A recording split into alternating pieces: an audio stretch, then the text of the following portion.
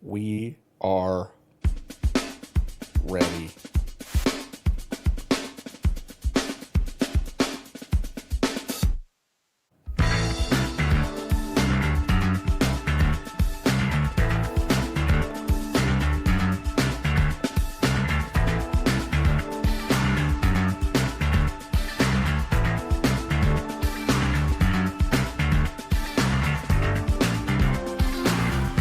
Oh, folks, I'm so happy not to be in my car. Oh, boy. Finally, hard into the.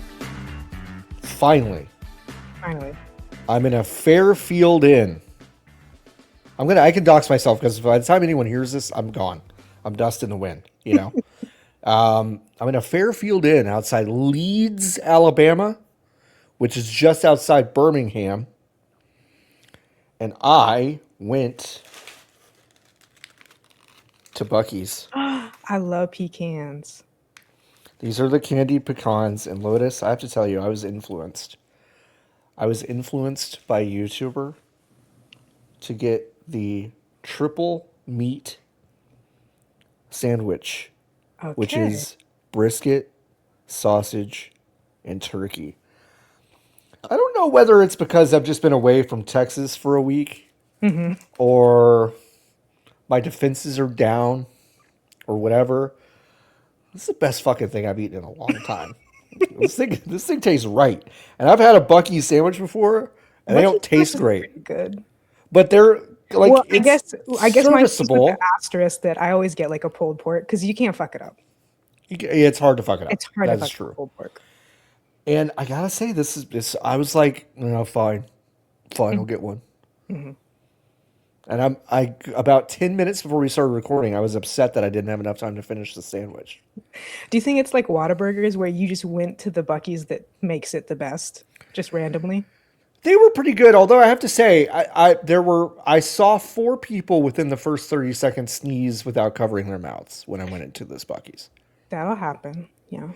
Patient zero for most everything has started in a Buc-ees. There are special strains of COVID. I think the hantavirus thing started at a Buc-ees, although they're going to say it's the Andes strain. Some cruise with some birds and trash. No. Whatever. Yeah. Birds brought it to Buc-ees. No, someone at Buc-ees rang a rat into its mouth, like rinsed like a dish rag, and was like, "Well, when in Rome, you know." When in Rome, get the plague. Welcome to the VG's podcast.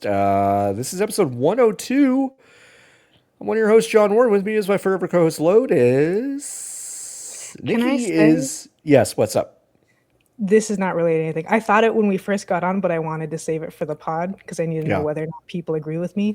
Something about the room, the camera, the headphones, the glasses today. I think it's mostly the camera. You've never looked more British than you do right now. Before you talked when I got in here, I was like, John looks so British today. I've never thought that before, but he looks really British today. It's the meanest thing you've ever said to me. Not in a bad way. Not in a bad way. Well, I'm in Leeds. You know? I wish I could remember the name of the Marvel Rivals caster who used to be an Overwatch caster who has the most British face I've ever seen in my whole life, to the point that it's jarring to me every time he opens his mouth. Yeah. Fully American. Honestly, Lotus, it's a pretty British haircut, I've realized, too. Yeah, that is true. It's a nice haircut, though. It suits you. It's nice, but it's like a retired footballer who's now in the broadcast booth kind of haircut. Like, you know, like, I had people haircut. I had 40 concussions, and now I'm in the booth doing my little broadcasting. And then, it looks like this. Yeah, I mean, sure, okay. Sound off in the comments, folks. How British do I look? If you have someone available, show just a picture of John, and don't say anything to somebody. Where's this bloke from? Well, I appreciate it. You've never looked more blue. Croatian? Sure. Shout out Croatia. We're the number 42 video game podcast in Croatia. Which is so fun. I dove into charts this week for the first time, and I was like, Croatia, yeah, let's go. No reviews, but thank you, Croatia. Wish I could name one thing about you, except for Split. Split's pretty. Split? A place? Yeah, it's a coastal town. Okay. Yeah. Also, ISS been needing a lot of maintenance lately. Niki's not with us today. I mean, so what we recorded an episode of If You're Driving without Niki this week, and 18 versions of Outlook up on the ISS. 18 versions. And Niki's had to just unfuck the whole thing, which is wild to me. Lotus, you're going to have to say the whole thing over again. I don't know what is going on with your mic. It's the first time it's dropped in casual. Show. That's weird. Yeah. Well, now I'm extra self-conscious that I've said it before. It's like that scene in The Thing where they're doing the simulation. It's like, by next week, every computer will be infected with 2 copies of Outlook. Yeah, no, it's true. It is exactly like that. Lotus will edit around it so you only say it once. We'll do that. Hey, Jordo. Is that what's going to happen? That's not what's going to happen. So sorry. We're actually gonna put it in there 3 more times. That's what I was imagining when you said that. Y'all speaking in code. Take that one again. It's just run back slightly slower. I just keep doing it. Yeah. Boy, video games, huh? Let's talk about video games. We went kind of ham on this one. I mean, last week was no bummers, which I think was a rousing success. We've gotten a lot of great feedback, including someone sharing us on Blue Sky who said, I was wondering what they were going to do with a no bummers episode. Turns out they can't make a no bummers episode. You're not wrong. You're not wrong. You're not wrong is the thing. And that's what matters. It was the effort and the thought that matters. We're back to bummers this week, but you know what's not a bummer? Before I even say that, joining VGBs.com/join. Go to VGBs.com/join. Join the Hive.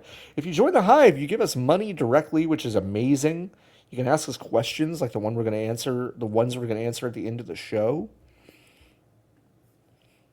That's our P.O. Box, 202-863, Arlington, Texas, 76006. I will be going there on Monday to look at it for the first time in many weeks.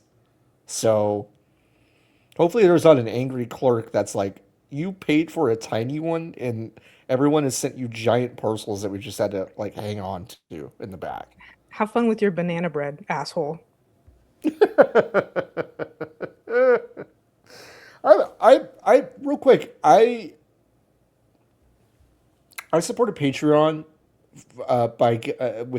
for a guy named John Kirkwood, who is a British baker and chef.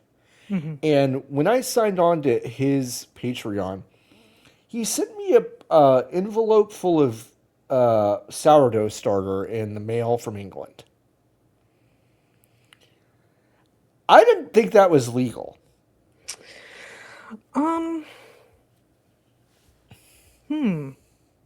Did he get away with one? Did he do a terrorism on accident? I don't know if it would count. You can definitely send food pretty casually as long as you mark that it's food. Yeah. I think maybe if it was Australia or New Zealand, it'd be a problem because they're very, strict with biological organic material. Mm-hmm. Question mark? Just come in a little baggie. Can I get a dime bag of sourdough starter? Yeah, it was like a little Ziploc bag of sourdough starter. Now, did I do anything with it? Mr. Kirkwood, I'm sorry, I did not. I felt like... Ate it straight. I scooped it out with my paw like Winnie the Pooh with honey and just was like, nom, nom, nom, nom. Oh, bother. And I was in the hospital for 2 weeks. Immediately botulism. Immediately botulism. Immediately botulism. We're back to bummers this week, except we're going to start with so not a bummer, in my opinion. Subnautica 2 came out this week in early access and has sold 2 million copies in its first little, like, 12 hours, I think, in the launch window. So by the time you're listening to this, I'm going to guess it's going to be a 3 to 4. Um, because Do you that's think usually how it'll that. sell 3.3 million in 3 days? I think I think it might. I think it I'll be might. They past might that. they might outdo Expedition 33. They Yeah, might do it. whatever number Expedition 33 gave, because I never remember it anymore, just because I remember that there were a lot of threes. But how many digits? I It couldn't was see. 3.3 million copies in 33 days, I think. Okay. Oh, they'll definitely do that. They'll definitely do that. I think Subnautica is going to sell a lot, Subnautica 2. But if you recall, the KRAFTON CEO used ChatGPT to basically strategize against the leadership of the company and decided to oust its development leaders at Unknown Worlds. And then a judge was like, well, I don't think you could really do that just to avoid paying them a massive performance based bonus. And so they're going to be entitled to a huge bonus if the game sells well. And boy, oh boy, Oh yeah. If anything, it it probably sold sold great. better just due to the passage of time. Subnautica is not unpopular. It's No, one of IMO, like the 20 best PC games ever. it's So awesome. It's it's a great. great video game. And Subnautica 2 is just they just did it More, again. bigger. It's just more of it. Yeah, yeah. And so it's not surprising that this happened, but it does feel good that now there's this kind of like thing tacked onto it where an AI strategizing CEO gets hoisted by his own petard in a really, really, really, really, really funny and dramatic fashion. Oh yeah. So, out right now in early access. I'm going to get my hands on it this weekend. I didn't play quite as much of the first one as I wanted to, but I do really like it. So I'm excited to get into Subnautica 2 and, lose a weekend or whatever. I think that'll be good. And I'll be one of the many contributing to the demise of KRAFTON CEO Chung Ham Ken. Good day, sir. Good day Take to you. that. I'm gonna buy your Ta game. I'm gonna buy your. Hey, bud. I'm gonna buy your fucking game, But I loser. know the sales for your game are gonna be so high, you fucking bitch. But we'll take what embarrassment we can give. That's about as good as it gets for a CEO. That's about as good as it could get. The Steam controller came out recently and sold out almost immediately. But there will be a next wave of Steam controllers purchasable only through reservation system that was very similar to the early days of the Steam Deck. If you remember, you would basically get into a tiered platform. If you got in first, you would get it in the first wave, second wave, third wave. It goes from there. And those reservations opened earlier this week and are doing really well. A lot of people are buying this fucking. Brick. It's one of This the beautiful, ugliest. beautiful, usable brick. It is. Everything I've heard says it's great. It feels great in the hands. It's wonderful. Whatever. Fucking awful to look at. It is just Yeah. horrible. I mean, it's one of those controllers where, like, if your hands are above a certain centimeter measurement, you know that it's a perfect controller for you. And if it's Uh below huh. that, you know you don't need to bother. You don't need to bother at all. Yeah. I got long fingies, so and like listen, I think the Steam Deck feels pretty good in the hands, and the Steam controller is really just a Steam Deck with the fucking screen taken Yeah. out of it. That's really all it is. They did a reverse Nintendo Switch and they just Uh took the huh. screen out the middle. I just took it out. So yeah, I'm interested in getting one. $100. We talked about this I think really briefly, but like Someone asked a question, yeah. yeah, like I don't know, like I one from an ethics perspective, I have to say, like I am tuned to believe that premium controllers do carry a premium price based on other businesses I'm involved with. So just I'll put that there. Hmm. But I'm also like, when I bought when I bought an Xbox Elite controller, no games for genocide.com. Um I was like, okay, yeah. I like this does feel better. It does feel good. It's nice to have like a really thoughtful, heavy, modular, like whatever Yeah. accoutrement is like all those things do feel really good, and I think it makes sense for it to have a premium price point. Although I know some people have bucked at it, but I don't know. It makes sense to me. Yeah, I can't make myself buy a new controller till this one explodes. It already has a giant crack in it, and the joysticks no longer have a grip. And I thought, I actually thought that it had stopped working because I still have an Xbox One controller. But if you remember how these ones went, this cable was like really, really sharp and square.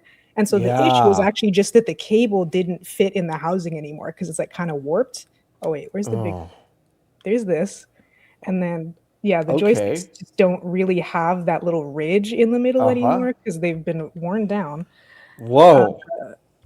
I've had it for like 9 years or Yeah. something. So, That's fair. That's and fair. then I think part of it too is I haven't liked any new controllers I've gotten. My old job gave me this. I fucking hate this controller. Yeah. They feel so Is cheap and crappy. They is it have, just a standard Xbox? I think this must be a series controller. Yeah. It I don't, looks I like don't know it what to they're me. called. No, it is definitely a series controller. It has Yes. this weird matte. I know it's impossible to tell, but it's like Ooh. matte and rubby, and then it's got the little bumper things that I press on accident, and I don't like the Yeah. sound they make. So I'm I like, don't like the sound. I can only be forced to get a new controller at this Yeah. rate. I will Yeah. I will play this. You will think that I bought one of those cool translucent controllers. Right. No, the No. housing has fallen off, and I am still playing on it. That's good. I mean, yeah, I'm trying to think of the last time I like wore a controller out. It was probably a PS3 controller. I remember beating the brakes off of that thing. But Yeah, I think I had PS2 controllers bite it. I think our old GameCube controllers still work, probably. There's no way. yeah, no. Did you ever No, this was it was definitely after your time. You didn't have an N64, right? No way. No, I had a friend who had one though. Okay. Did you ever play Mario Party on that thing? Not Party. I remember playing Okay. Kart. So in Party, this is kind of a reverse of what we're talking about of like the you beating up the controller. In Party, there were a couple of games that required you to do big circles Yeah, yeah. on the Oh, thumbpad, and Sta- you would Pokemon Stadium had those too. yeah, That yes. I remember. And you just kind of jam your palm onto the thing and rub it really, really, really fast like this. And, Yeah, you can clip that, everyone. please do. Uh, and you would just like you would have stigmata, like you would just have holes in your hands after like a good session with that. And yeah, and now we take out our frustrations on our controllers. So And it's it's all because so of the 64. it's all because of that. It's so interesting that like they didn't think about comfort at all in that first one. Like that's so funny to me. No, yeah. I don't I wish I could go back in time to figure out what I thought when I saw an N64 controller for the first time. Hmm. Because you're right that it's before my time, but not by like a lot. Yeah. I had a couple of childhood friends who both had an N64 in their household. So I must have gone over someday at the age of like 6 and Mm. gone, what the fuck is Uh this? huh. But maybe I was too Yeah. distracted by the promise of playing Pokemon Stadium. I mean, it was cool. It was a cool system. It's one of the worst controllers ever made. It's hilarious. It's really funny, but It it's feels like it should be used to control tanks. yeah, yeah, 100%, 100%. Yeah, bad controller. But and then they made one of the best with the GameCube controller. Although that C stick still pisses me off to this day. like It's to this day. funny. The Also the GameCube controller had the issue of you play a game, you have the controller Hmm. in your hands, and the game shows you the scheme or tells you Hmm. do this, and it just shows a picture of the button. You go, I don't know what that is. Hmm. Yeah, no idea. Weird buttons. Also, I couldn't. I've used a GameCube controller so many times, I could not diagram it for you. Like, I could not tell you the No, I could, names of but some of you the could buttons. feel it because the buttons are all different sizes. A hundred So percent. that's Like, I important. know where everything is, and I know what it probably does in the games I'm playing, but Yes. I could not tell you what they're called.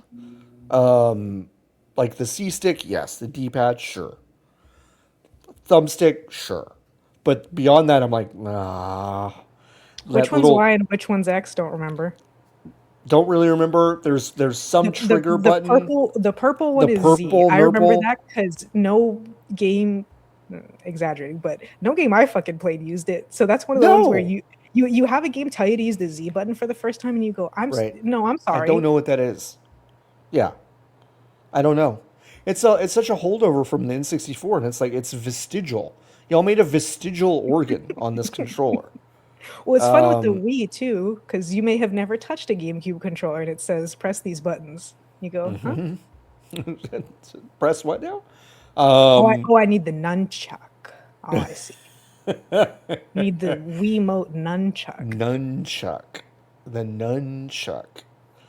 Um, you try to use your Wii nunchuck to play Destiny. Oh, excuse me, Marathon. And boy, they need it. I was not worried about this game until this week when it came out that Sony has notched a $560 million loss on the acquisition of Bungie through Q4 of 2025, which ended just before or just after Marathon came out. The Bungie acquisition has kind of been a little bit of a disaster for Sony from an actual revenue and profitability standpoint. Yes. 560 million is a lot to make up, and Marathon has only been averaging about 10 to 15,000 concurrent players over on Steam, which is No, where it has heaven forfend. reportedly. Wait, what? Heaven forfend. Only 15,000 concurrent. What a fucking flop. Listen, That's the nugget of all this is how much fucking money did I know. Sony expect this video game to make? I don't know, and now the second part of the story is kind of the thing that makes me go, okay. In a lot of ways, this is kind of the thing that like I was maybe hoping would happen, which is Marathon has kind of laid out a PVE kind of roadmap where there will be PVE only modes in the future, and then kind of more casual PvP experiences to go with its base, very brutal game. And it's supposed to like, court new players. But the thing is that I'm not convinced that these changes won't also dilute the kind of the sicko game that the 15,000 people every day are playing. And so while I'm kind of like, yeah, add to the game, sure. The cost, I worry, will be the core audience of the game, and then you may still miss on the new audience that you're looking for. Either way, I don't think that they'll make whatever absurd number his Sony made No, up. no, Also, because Destiny's not doing paid expansions anymore, so where money come from is a huge question. I don't think I'm as concerned about like the sickos because of those 15,000 people, I don't think even 10,000 of them are sickos. I think a lot of people want a new Bungie game. A lot of people want to right. play a game with their friends, yada yada. A lot of people are playing it in a more casual manner. And then also, I think like obviously this game makes me think of Sea of Thieves, which is a game Hmm. that launched as PvPvE that you can't opt out of, Right. and where you do get harassed for being gay. And then after many years, they did Can you kind of imagine finally a say, game where you're singing shanties on the open ocean and you're ridiculed for being gay? Crazy, "We have crazy it." words. Put up a pride flag, and you will have people doing everything in their power to kill Crazy. you and then spawn camp you and Sea of Thieves. So because of that, and then as the game got older, Microsoft did seem to recognize that, like, hey, maybe private lobbies and more PvE stuff is like maybe a good Maybe it kind makes more of sense. tack onto this. I Sure. guess it would depend on how hard Marathon goes into it. Like, are they going to fundamentally change the game so that the other shit can never be done? Right. I'd like to say probably not, but then I think about Destiny 2 and I'm like, ooh, maybe. Maybe. Maybe. Sony just paid a lot of money for that fucking studio. Yeah. And Bungie's executive team made out like bandits. And the rest is a mystery. It's a Because mystery. also, They've wasn't a huge chunk of the money specifically, like, effectively to buy Bungie employees? I forget what term you would use for that, but like to secure their contracts. I think securing their contracts, like transferring them over to like a secure Yeah, base to make sure that like yes, the company is the company and the assets are the assets, but also the people that built this stuff. Which by the way, like that's how it should work, I think, in right. these kind of situations. Pay a premium to retain the talent because the talent is what makes it. So I don't fault the idea there.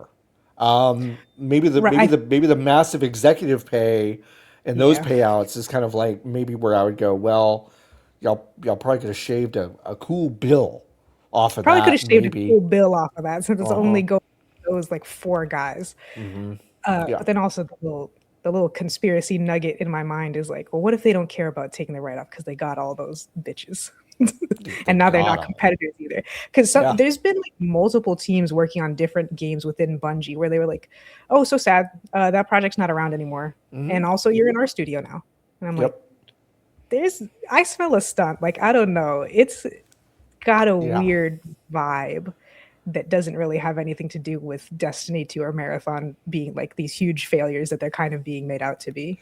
Oh, I agree. I mean, like, listen, I'm worried about the game in so much as like there's activity around it, which makes me go, ooh.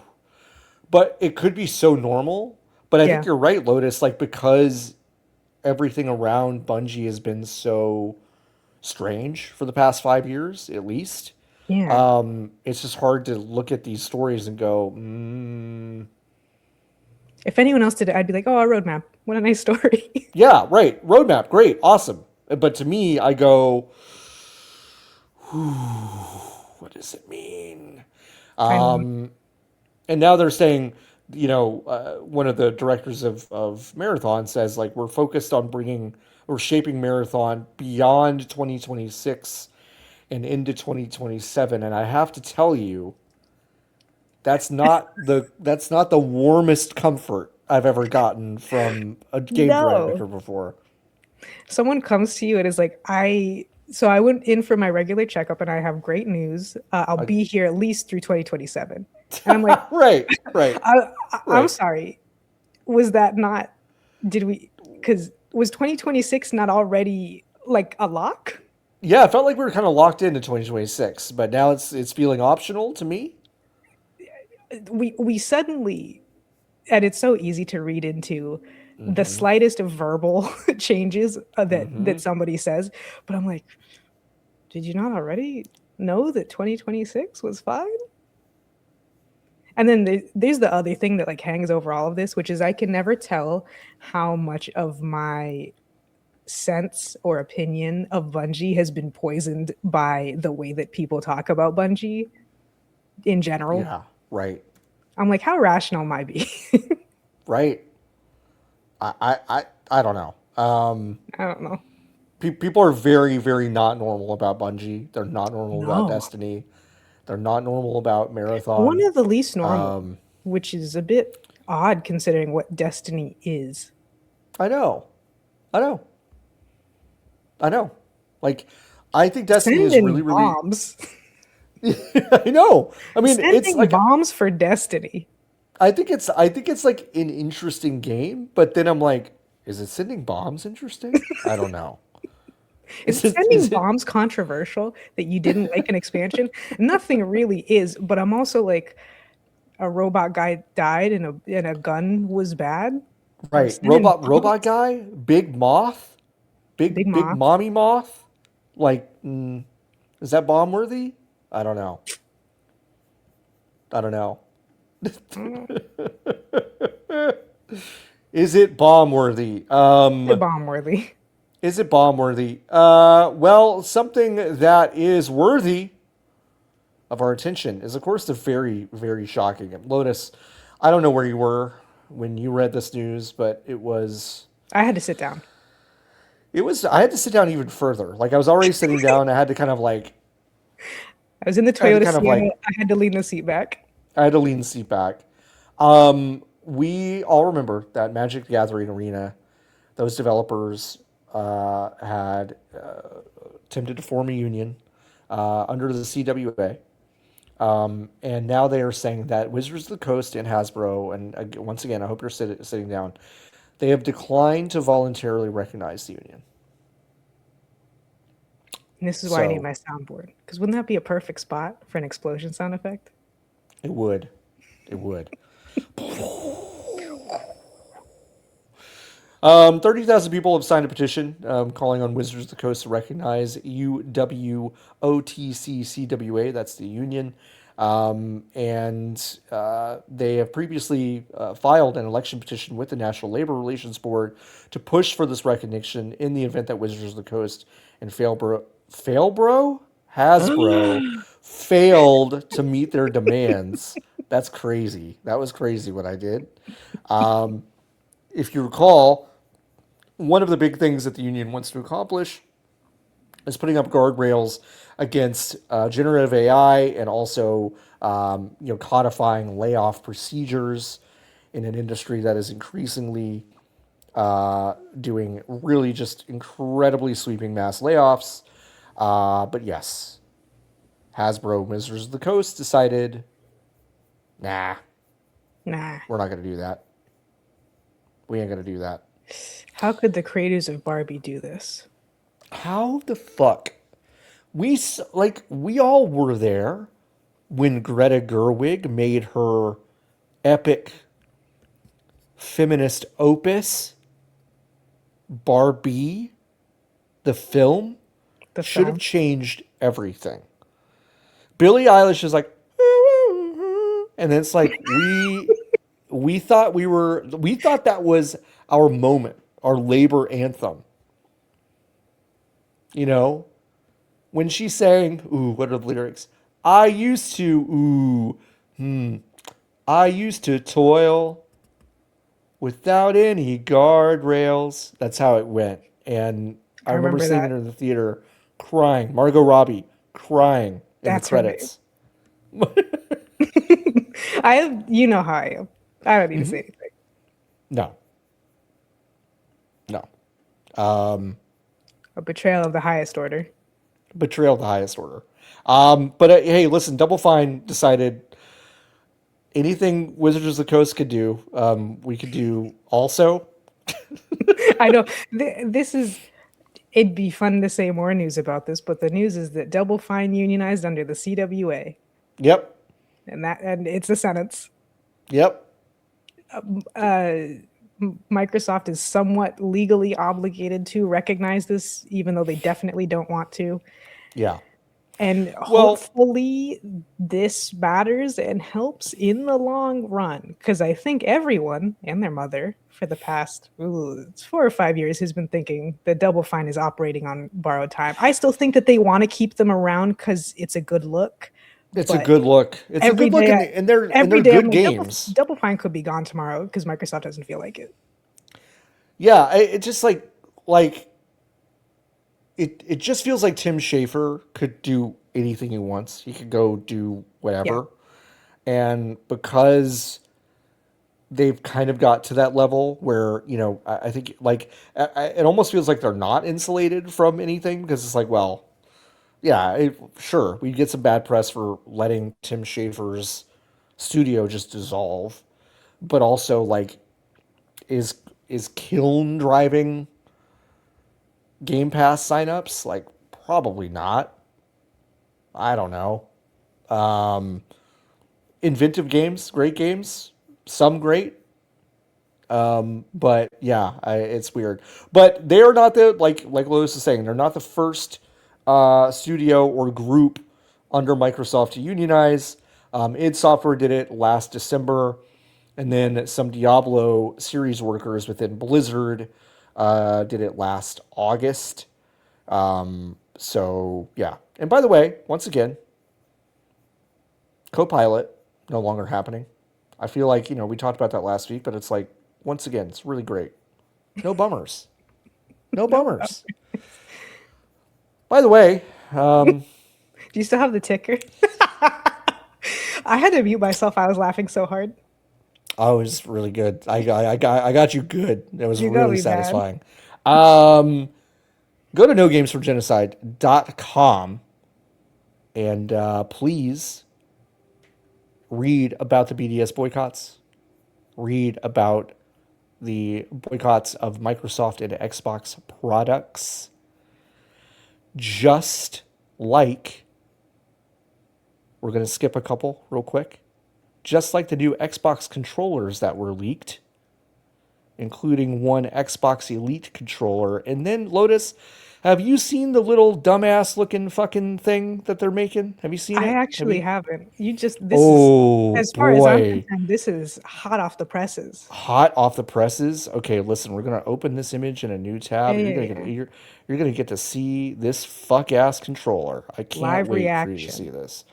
Live reacts. Let's get share screen. Let's Let get me a sit up straight. window.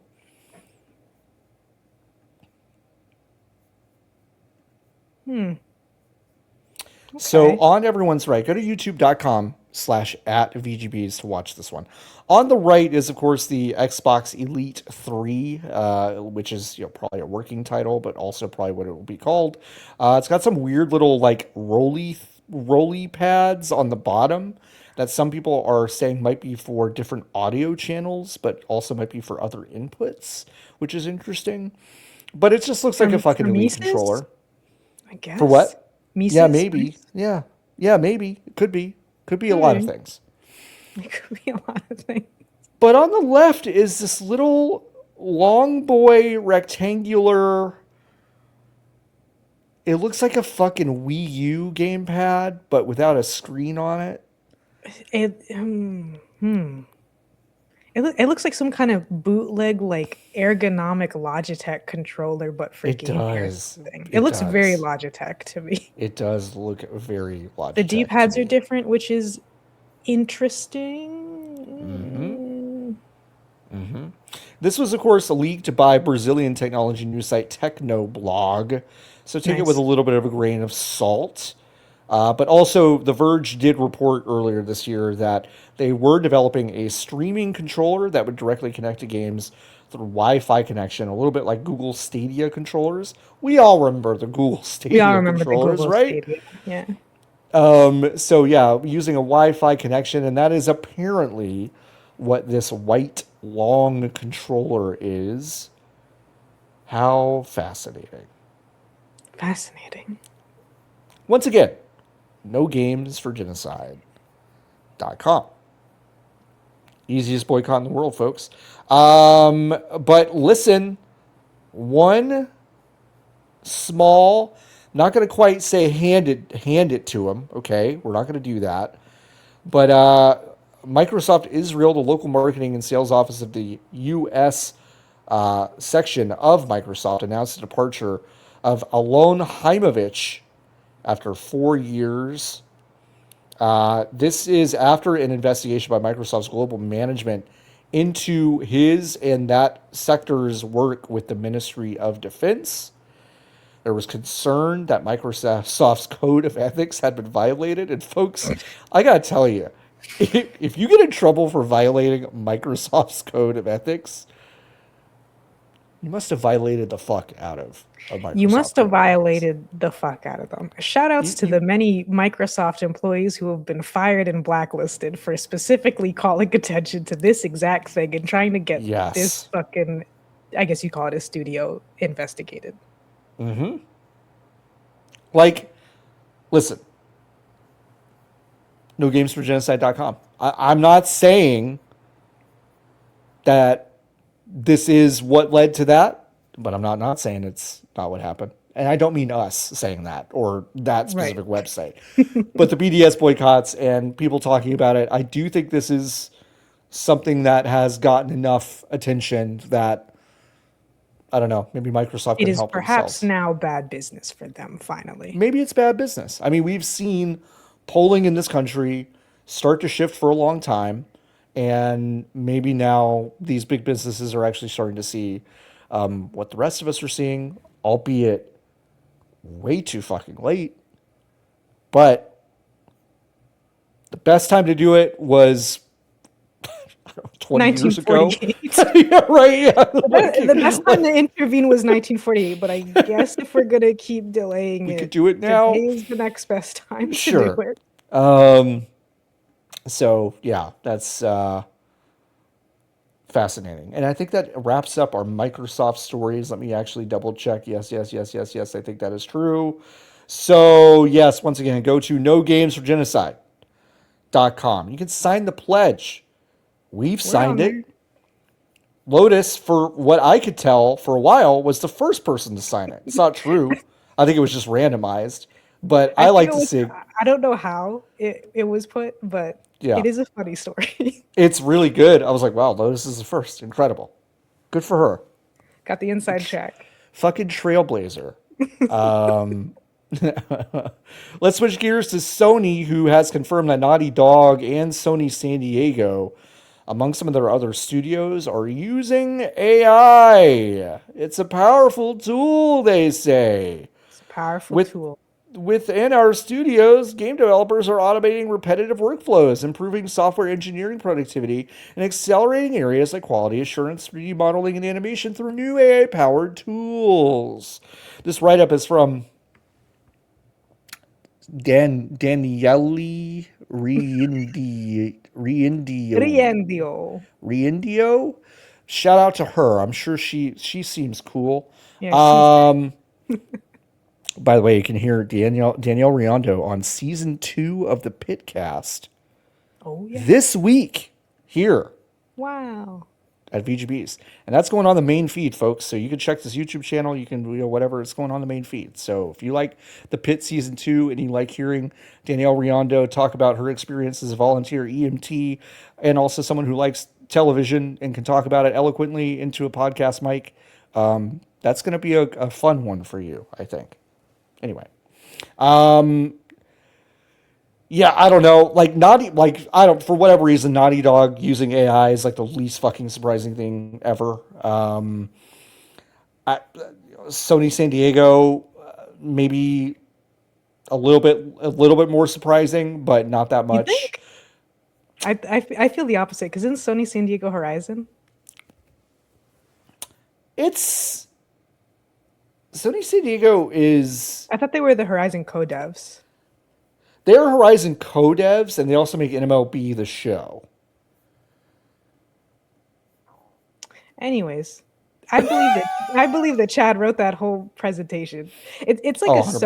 Sony-wide presentation, then there's an SIE, Sony Interactive Entertainment gaming segment. The thing is, they never say generative AI. They only say Nope. AI, and they do that super cool, fun thing that we love. And I feel like we are obligated to talk about more because the waters have become so muddied, where they say AI, and the implication of it being this new grand technology is that they're talking about generative AI. And they're just talking about stuff that's already in video games that they might have their own proprietary technology for. They talk about the 3D animation tool Mockingbird, which animates 3D facial models based on mocap, Yep. which is already a thing that we've been doing for a long time. That's usually just called motion matching, which is where a person says to the computer, here's kind of what I want, and here's how you can kind of get it. And if you could just find those for me, that'd be great. And then the computer does it. Yeah.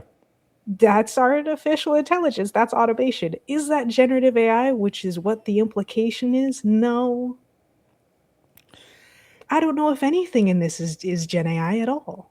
We're in a really weird space. I think that's a really good point because we're in a really weird spot where, yes, because it's so muddy,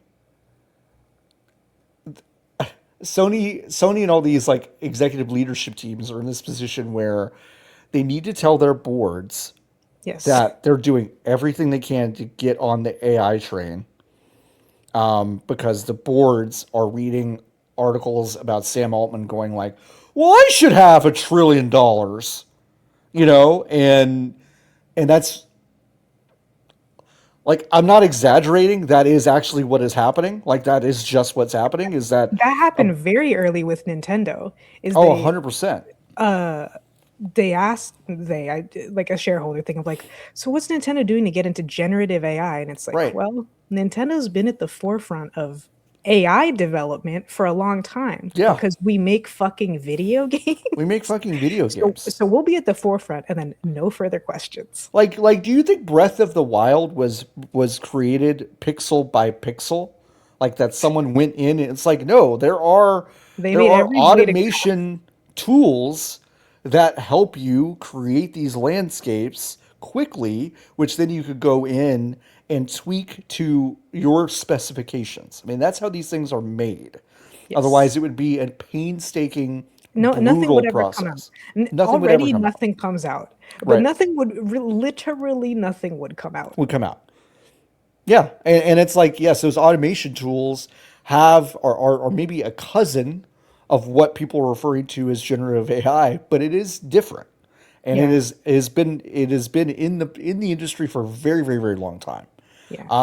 And I Or think you're right. Like, I don't know that any of the stuff in this specific article, what Sony's talking about, is actually what we would buck at as being generative AI. yeah, But not they only still have buck to, at, but like what ostensibly the presentation is trying to sell. Like I read yes, this whole stupid fucking thing and I yep, was like, I am not an AI expert nor a game development expert, but I don't think a single thing is that.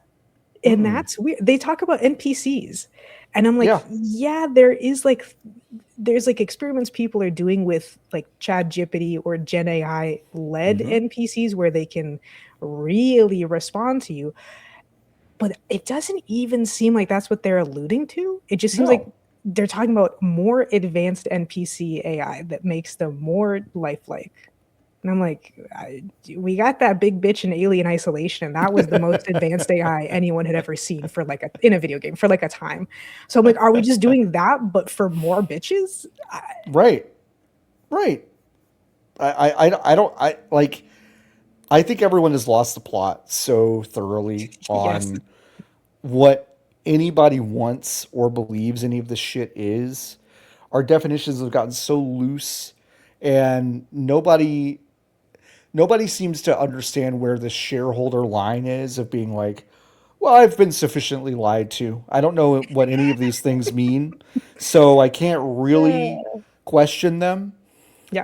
and every board is probably different, of like how savvy are the board members versus how many of them have opened the Wall Street Journal this morning and was like, ah, I want some of that Anthropic money. It's like, well, I use my perplexity agent to help me make my business decisions. and they all do. And they all do. They I know. all do. They all do. They If all you do. could if you could get your greasy mitts on Perplexity's back end for 3 seconds, you can make so Oh, much money on that stock market so fast. man, man. And hey, somebody is. Somebody is. Somebody is. Fuck me running. Anyway, terrible. Terrible. Um, Katsuhiro Harada did leave the Tekken studio. He was a longtime Tekken director, and now he is leading a brand new SNK studio called Versus Studio, which is very, very interesting that SNK is kind of spinning off a new studio led by a 3D fighting expert in Harada. Can I answer a Hive question early? Yeah, you can. Great. My Hero Zero says, "What's the new game that's never coming out?"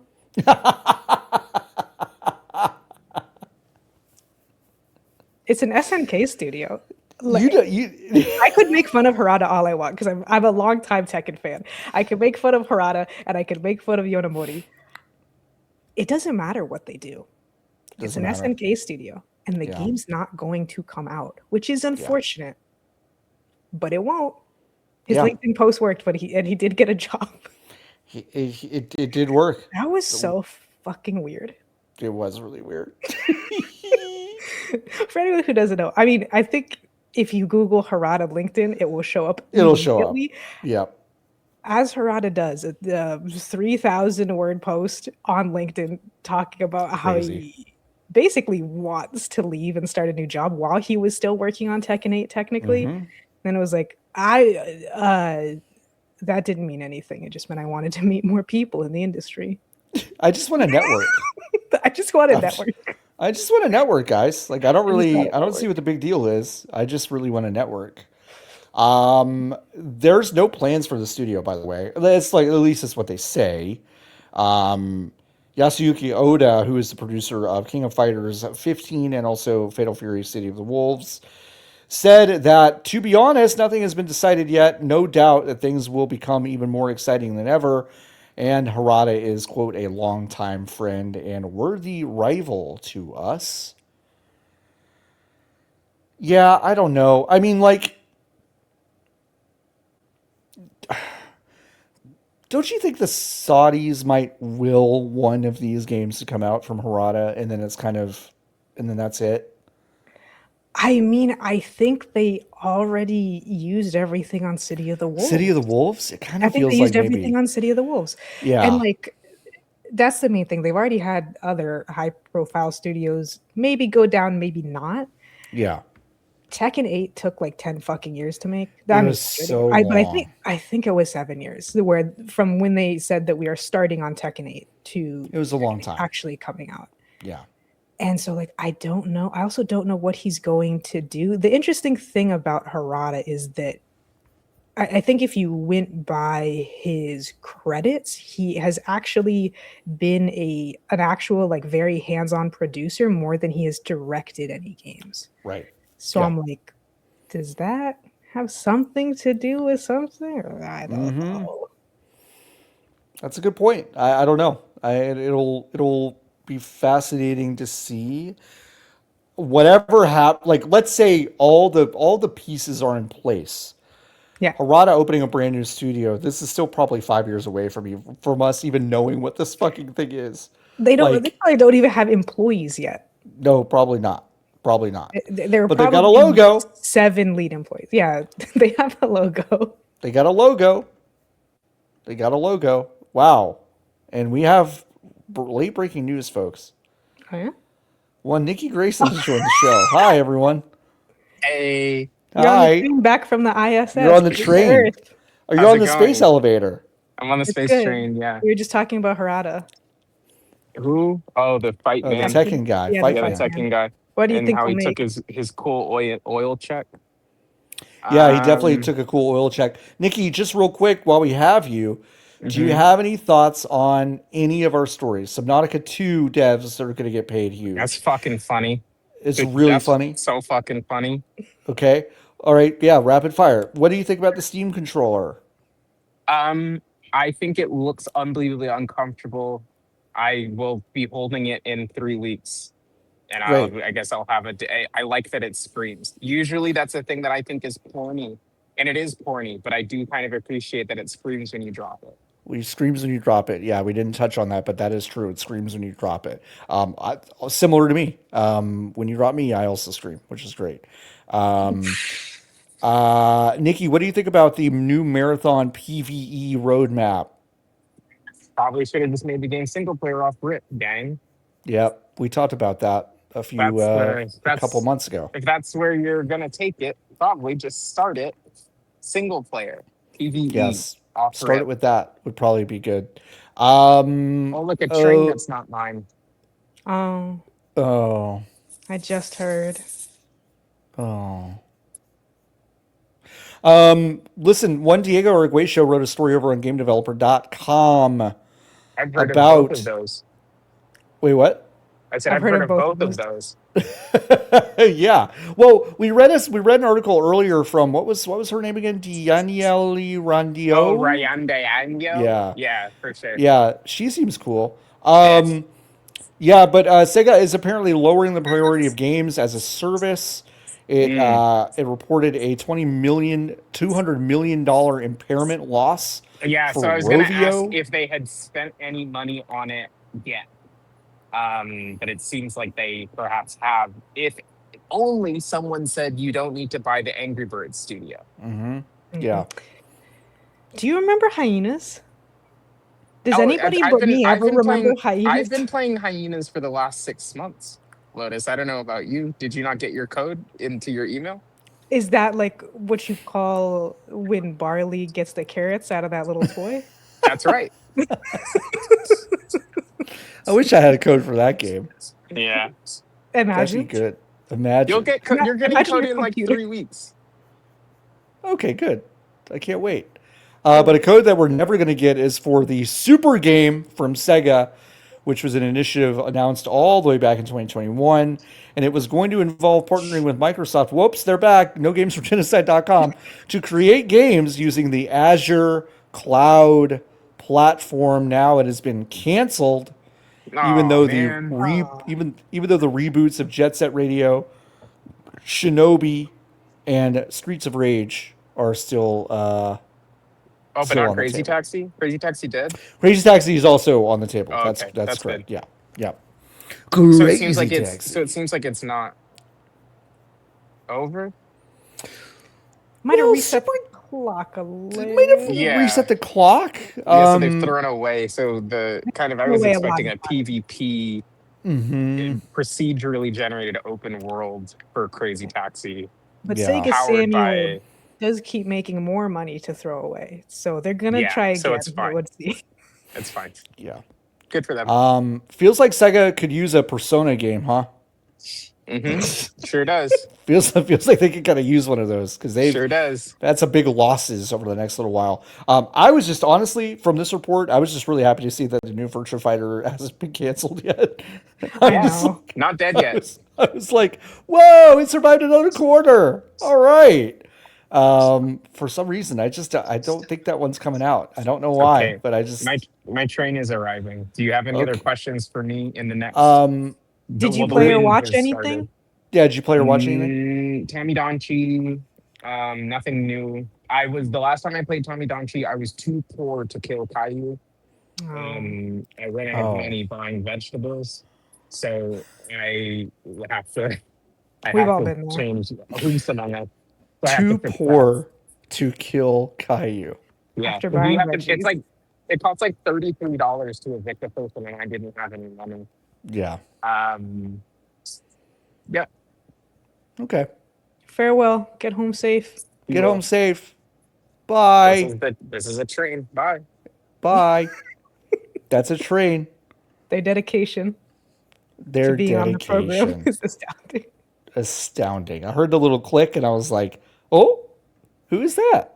You said late breaking. I thought, what could this possibly? What could it possibly be? It was a good surprise. But one of my favorite stories that we really didn't talk about last week because it was almost impossible. But We really couldn't do it. I said it's so funny. It could loop around to not being a bumper. But could. now, in a beautiful twist of fate, it's gotten even funnier. It's gotten even funnier. So it's kind of good that we waited.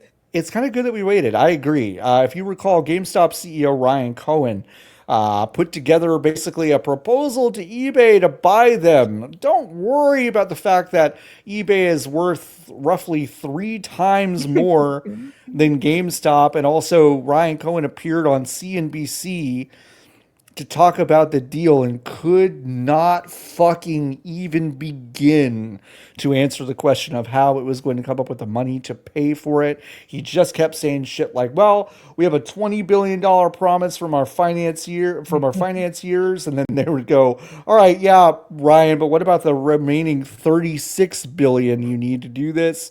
And he goes, well, cash in stock. And they're like, from where? You're Yeah, not worth that much. but from where is what I wanted to know. Anyway, eBay wasted very little time to say, Dear Mr. Cohen, the board, with the support of its independent advisors, has thoroughly reviewed your proposal and has determined to reject it. We have concluded that your proposal is neither credible nor attractive. Do you know how good it must have felt to be that Oh, fucking lawyer? Because also John is quoting God. verbatim. Can you like?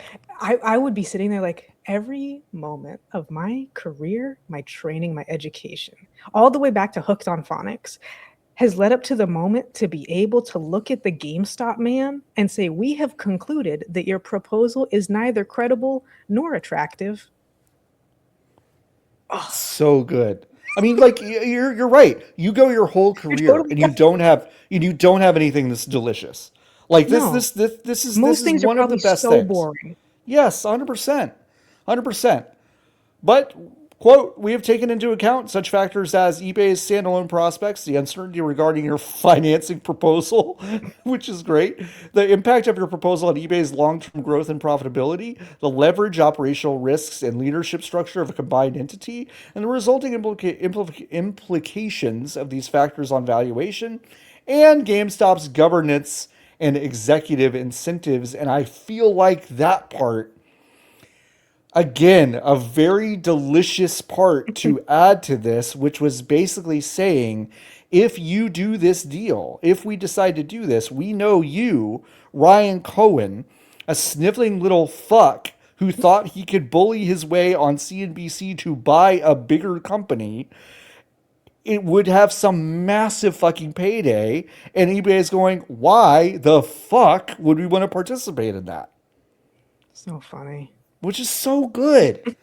It's so good. Now, Ryan Cohen has said he is going to take this deal directly to shareholders, which he is legally allowed to do, and say, hey, listen, that's called a hostile takeover. The shareholders can decide if they want to actually participate in that kind of independently and maybe force eBay's hand. But I also kind of just asking around to a few people who do a lot of this stuff, they don't think that's a viable option for Ryan Cohen. They really don't. So, whatever Uh, chewy magic this guy has done in the past to sneak his way into this GameStop job, he's stuck with it, and I don't think he's getting out the way he thinks he is. and the most important thing to take from this story is that if you have ever in your life suffered from imposter syndrome, stop. Oh, stop. Stop. Stop Stop. right now today. You will Yeah. stop. Yep. Stop. Because there's someone much worse and dumber than you who doesn't So have much such worse. issues. So No. so you just gotta go. Put in the Like, application. and just think about like confidence, right? Like if you ever sit around going like, I wish I had more confidence, but like I just don't know. Ryan Cohen has the most unearned confidence of anyone I've ever seen, and he's a fucking moron. So, whatever kind of self doubt you've got, just know you could be more confident than Ryan Cohen and get away with it because that guy fucking sucks out loud. I hate his fucking face. I hate I his love fucking what you I hate his do. voice. I hate his bones. I hate his blood. I hate this guy. I really don't like him at all. And I'm really glad that he got thoroughly eviscerated this week. That was great. No bummers. That's not a bummer. I had a That's great not a time. bummer. That is not a bummer. That was my argument before, but like we said, for the No Yep. Bummers episode, but like we said, it's funnier now. Yep. Way Victory funnier. tastes so sweet. Nintendo released their fiscal year ending memorandum ending March 2026. There was an English translation we're looking at. This was dated last Friday. We didn't get a chance to look at it until now. But they have acknowledged that the memory shortage has affected things. The Iran war also led to the Switch 2 price hikes. And there are new titles coming to Switch 2 in 2026. I expect Lotus, some of these will be announced in about 3 weeks Yep. at a And we'll Nintendo be there. Direct that will happen probably the week of SGF. One So can only assume. we can probably do more than assume. I think I'm confident in saying from my sources, Oh, yeah. inside scoop. Oh man, I love it. Hardest to predict of all time. No, listen, I know it's a big scoop. Call me John Scoops Warren, but yeah, Nintendo might be doing a Nintendo Direct the week of Summer Game Fest. I would expect it probably before the event itself, maybe a day after. Hard to say. Oh yeah, I feel like usually they do it before, and then the tree house is the day after. Yeah, Is like something like usually that. how it kind of works out. Yeah. But yeah, expect that, and expect that it will be a first party. So Yeah. it is a big one. So I don't know what these will be. Lotus wrote the notes that 3D 2026 Mario speculation is not dead. We can Not only dead hope. yet. It's not dead Not dead yet. yet. This could kill it perfectly. I don't. I like. They didn't say they'd announce everything. We got time.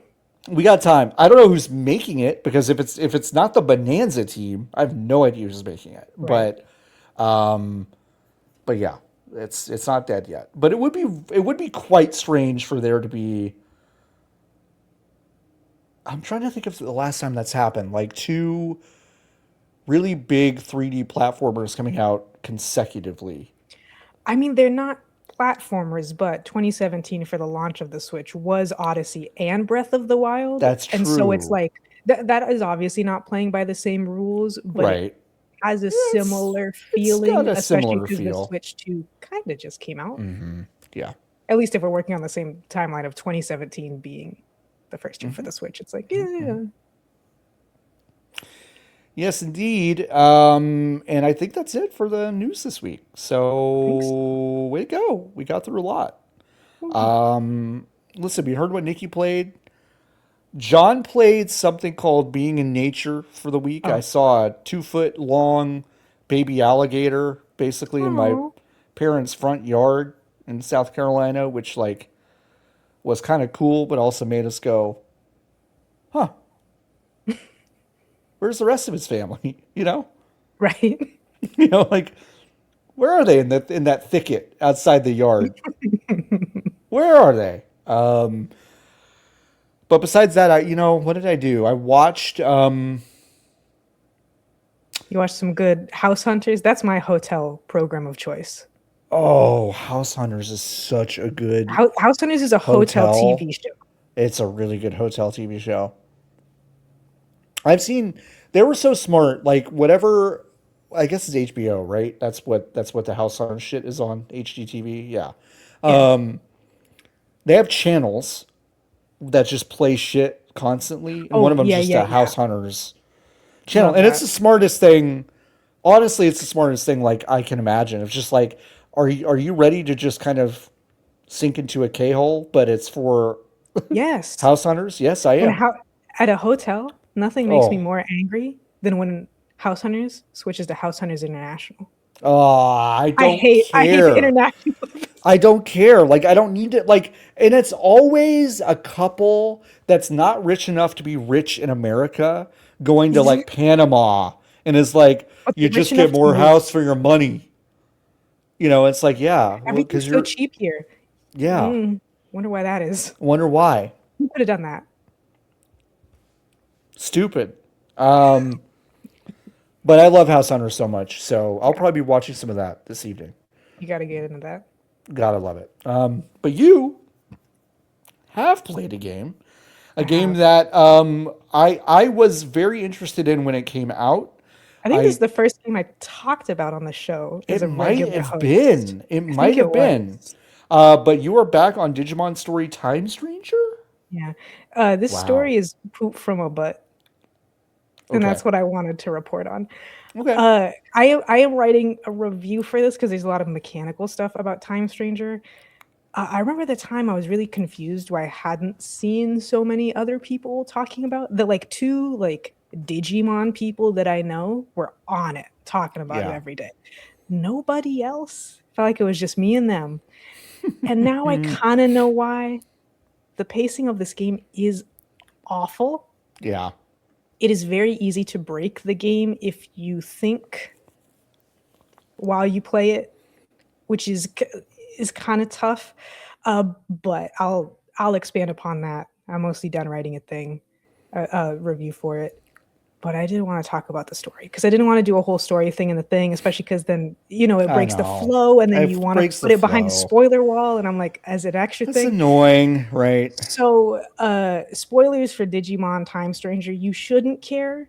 But if for some reason you do, I'll try to wrap it up in 3 minutes or less. We'll put it there. So one of the most put the genocide ticker up as a spoiler warning. Yeah, if you no longer see that, then you know that you're good. Okay, yeah, no, that's how we'll do it. Yeah, that's good. You'll be able to see it when you scroll through. Anyways, yeah. One really tough thing about the game is that in cutscenes there are approximately 3 songs that play. One of them is like plaintive, mysterious piano, and then one of them's conspiracy piano of like doodle-loo-loo-loo-loo, which happens every time something shocking is about to happen. Unfortunately, it is such a shoddily written, anime-inspired, but even bad by like shonen standards kind of thing, that it's usually really funny. Yeah. It's revealed. You have a companion character called Aigiyomon, who's like the de facto like little boy shonen protagonist, who's like the most special Digimon ever, and you're kind of just a guy. You're like a time traveling on accident agent guy, and it's revealed towards the end of the story that you are also secretly a Digimon, despite just being a person. And as part of that, this does one of those anime things that you have to hate. Anime JRPG, poorly written story thing for children, like whatever. But I very much associate this with like anime for children storytelling, where everything could be explained in like 3 sentences, but everybody refuses to talk and is constantly interrupted. I think the funniest one is that when it's revealed that you are also the Great Guardian, which is like the epithet that they use for Aigiyomon, and there's this big mythological story and whatnot. All 3 of your dialogue options say some variation of, but I didn't come from an egg. And after you say that, John, the mysterious conspiracy piano music continues to play, and they're like, there's no time for that. And I'm like, don't worry about it. I kind of need to know how I got here because I saw the egg and I didn't come out of it. And then 10 hours later, they're like, oh, no, yeah, you just kind of came out of nothingness. Come on. They didn't even write it a live birth. Like that, go for it. You know what I mean? No, it's like you were formed from one of the evil shadow time traveling versions of Aigiyomon. So if you play as the female agent, you kind of get an accidental trans thing, and like that's cool. But they do say that other Digimon are, because the timelines are converging, you're slowly starting to look more like Aigiyomon. So then that's not fun trans stuff. So it's like, well, damn, that's not fun. It's also, I'm just thinking of individual moments. Like one of my biggest pet peeves in along with the like we could just talk is when a character decides that they don't have the time to send a text message. Right. Yeah. This is a major plot point, John Warren.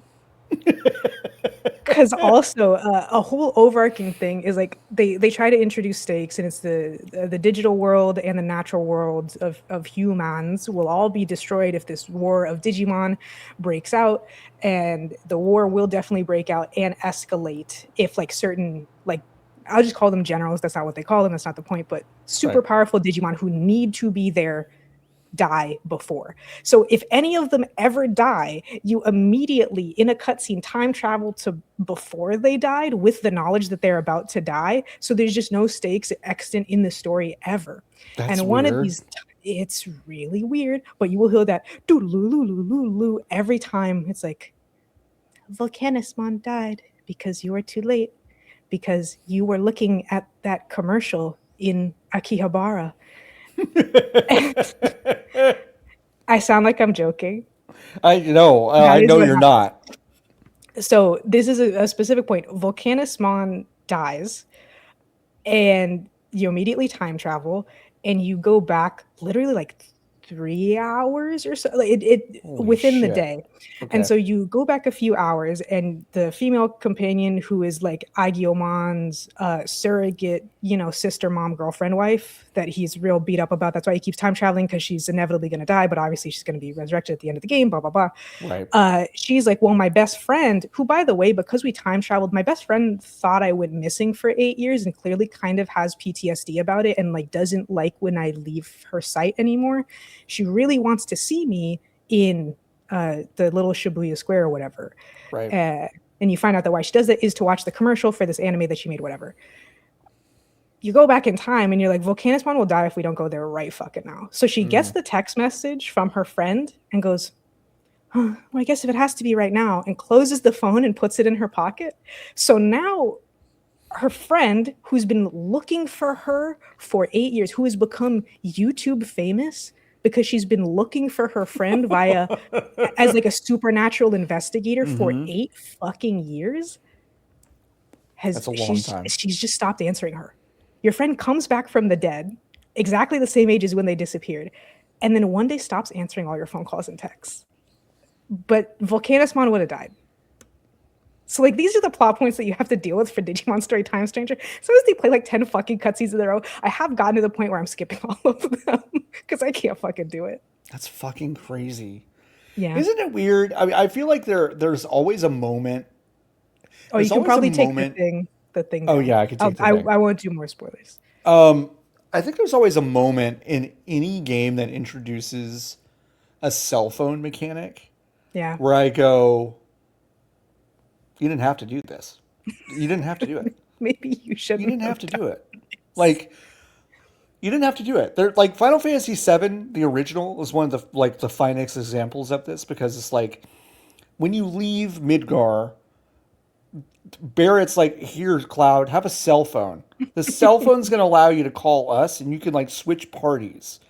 And it's like, okay, sure.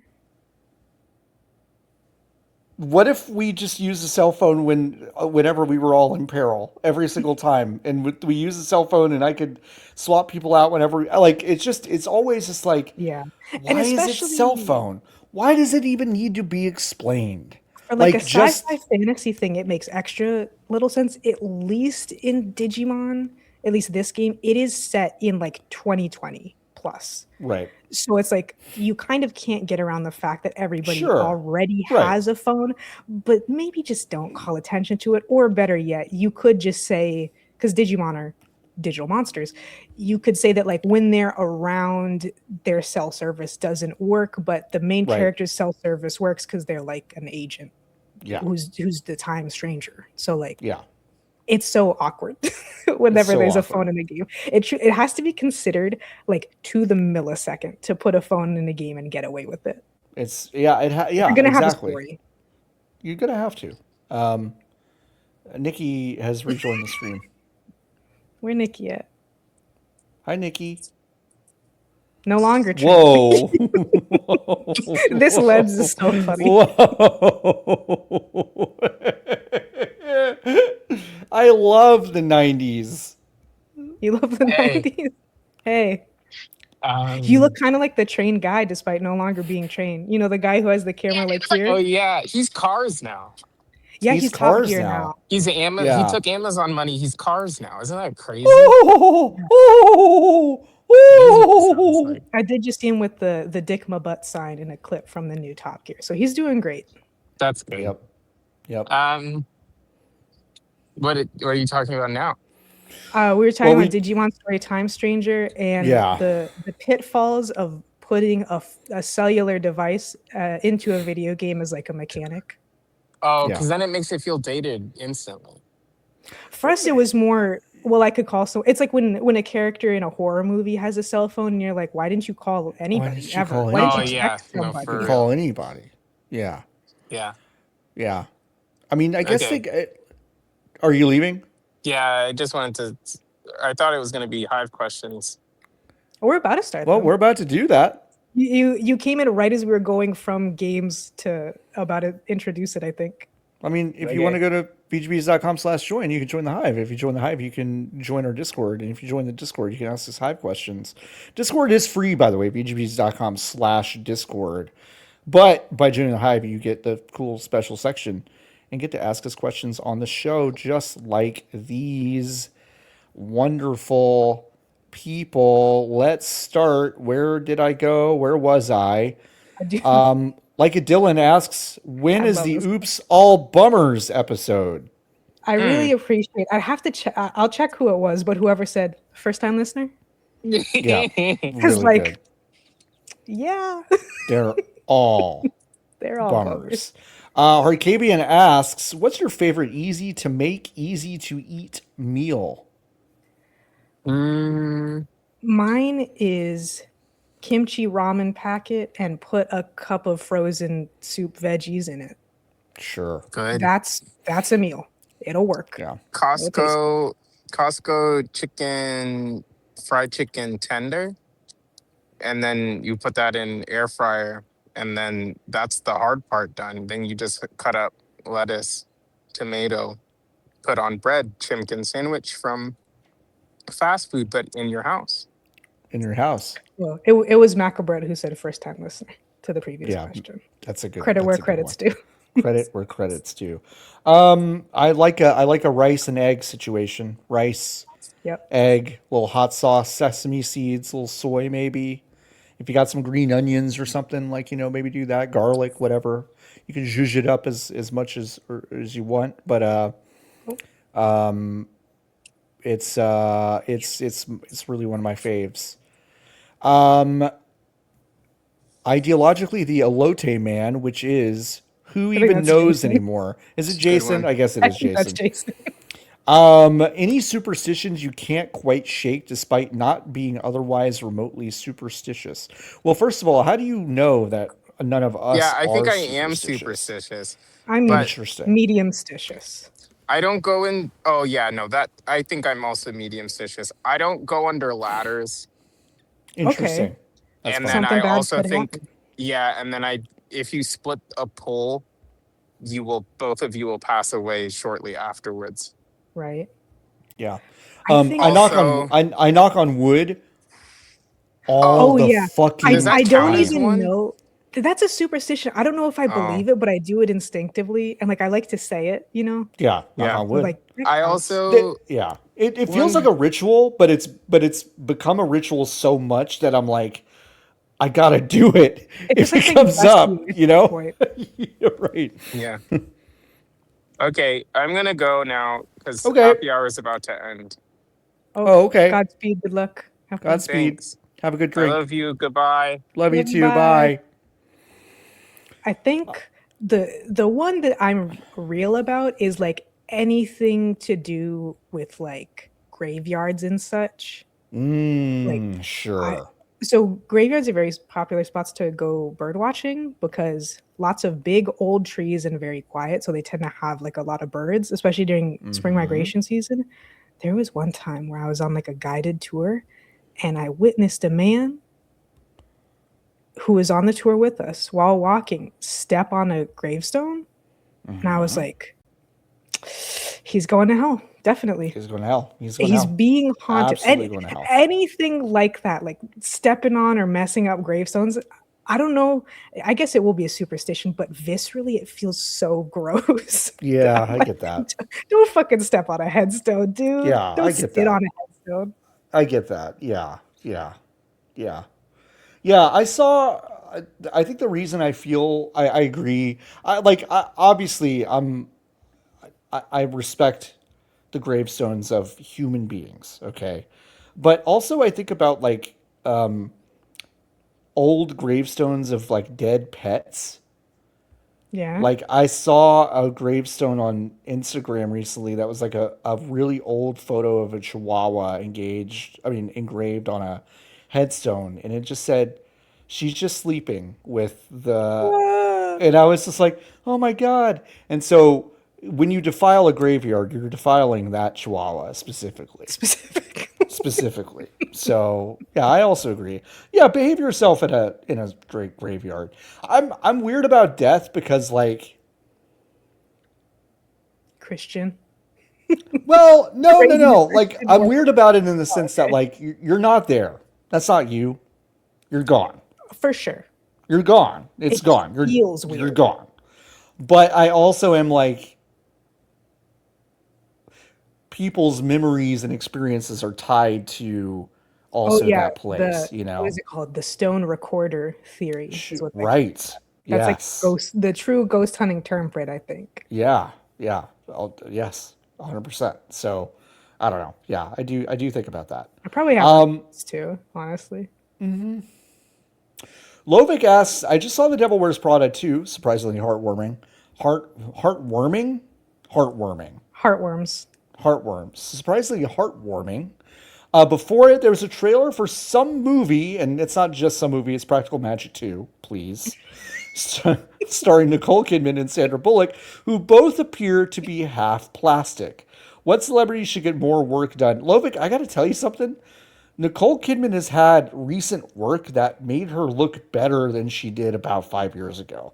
Because she looked worse about 5 years ago, and now kind of looks even... I agree with you, plastic, but looks better now than she did 5 years ago. Good plastic. I can't wait to see what new face Bella Hadid has a couple seasons from now. That's not even like an insult. She has perfect work every single time, but she gets a whole new face like every couple of years. Yeah. It's impressive. Wild. Yeah. Who should get more work? I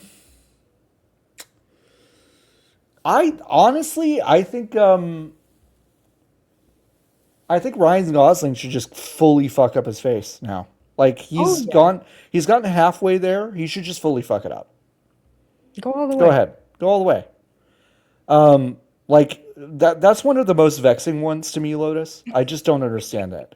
I really don't. Like a few years ago, around Nice Guys era, Ryan Gosling, I was like, God, it's crazy that a guy just looks like that. It's just wild, huh? It's just crazy. And then he got some work done to make his face rounder. Yeah. And it's like, oh, huh. It's kind of working for you before. Yeah. I know that it's impossible, but any celebrity who's had their buccal fat removed needs to get it put back in. Put it back in. Unless you're truly just playing skeletons. Put it back Put in. That shit back in there. I know you Put it can't. back in. Find a way. Yeah, really. Unless you are like, I'm the first living skeleton. Like, if you want to do that, cool. Yeah. Lean all the way in. You got to lean all the way in. So yeah, that's. I'm excited for Practical Magic 2, by the way. I think that first movie is pretty good. Haneker asks, are the Sparks going to make the WNBA playoffs this season? Unfortunately, the person we should have asked the question while we were on. Should save it for next time. We should save it for next time. I'm going to say no, though, Haneker. I truly can't help you. I thought the Wings might have a chance, but they look pretty ass the past 2 games. I'll tell you that. How long basketball games? WNBA games are 40 minutes. I think it's 4 10-minute quarters. The season, how many games? 36, I think. Okay. Yeah. NBA is 82. That's a lot, unfortunately. Yeah, well, NBA is 82 and WNBA is 36, I believe. So,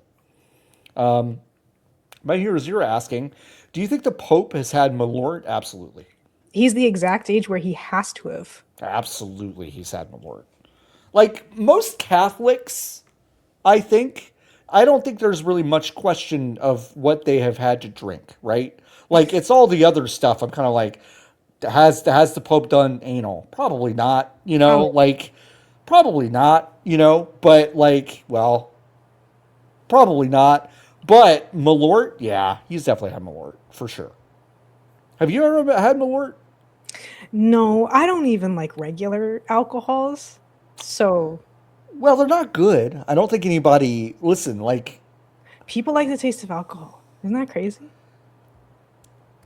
Honestly, Lotus, name one. Name one. I don't really believe it. My parents say shit like that. They go, "We don't drink to get drunk." The fuck you don't, Bill and Bev. No, I didn't say that. We like the taste. The fuck you do, Bill and Bev. I think there's tequila people, but for sure wine people like the taste of wine. I do like mezcal. It hurts, Yeah, but I do like it. right. That is true. Smoky.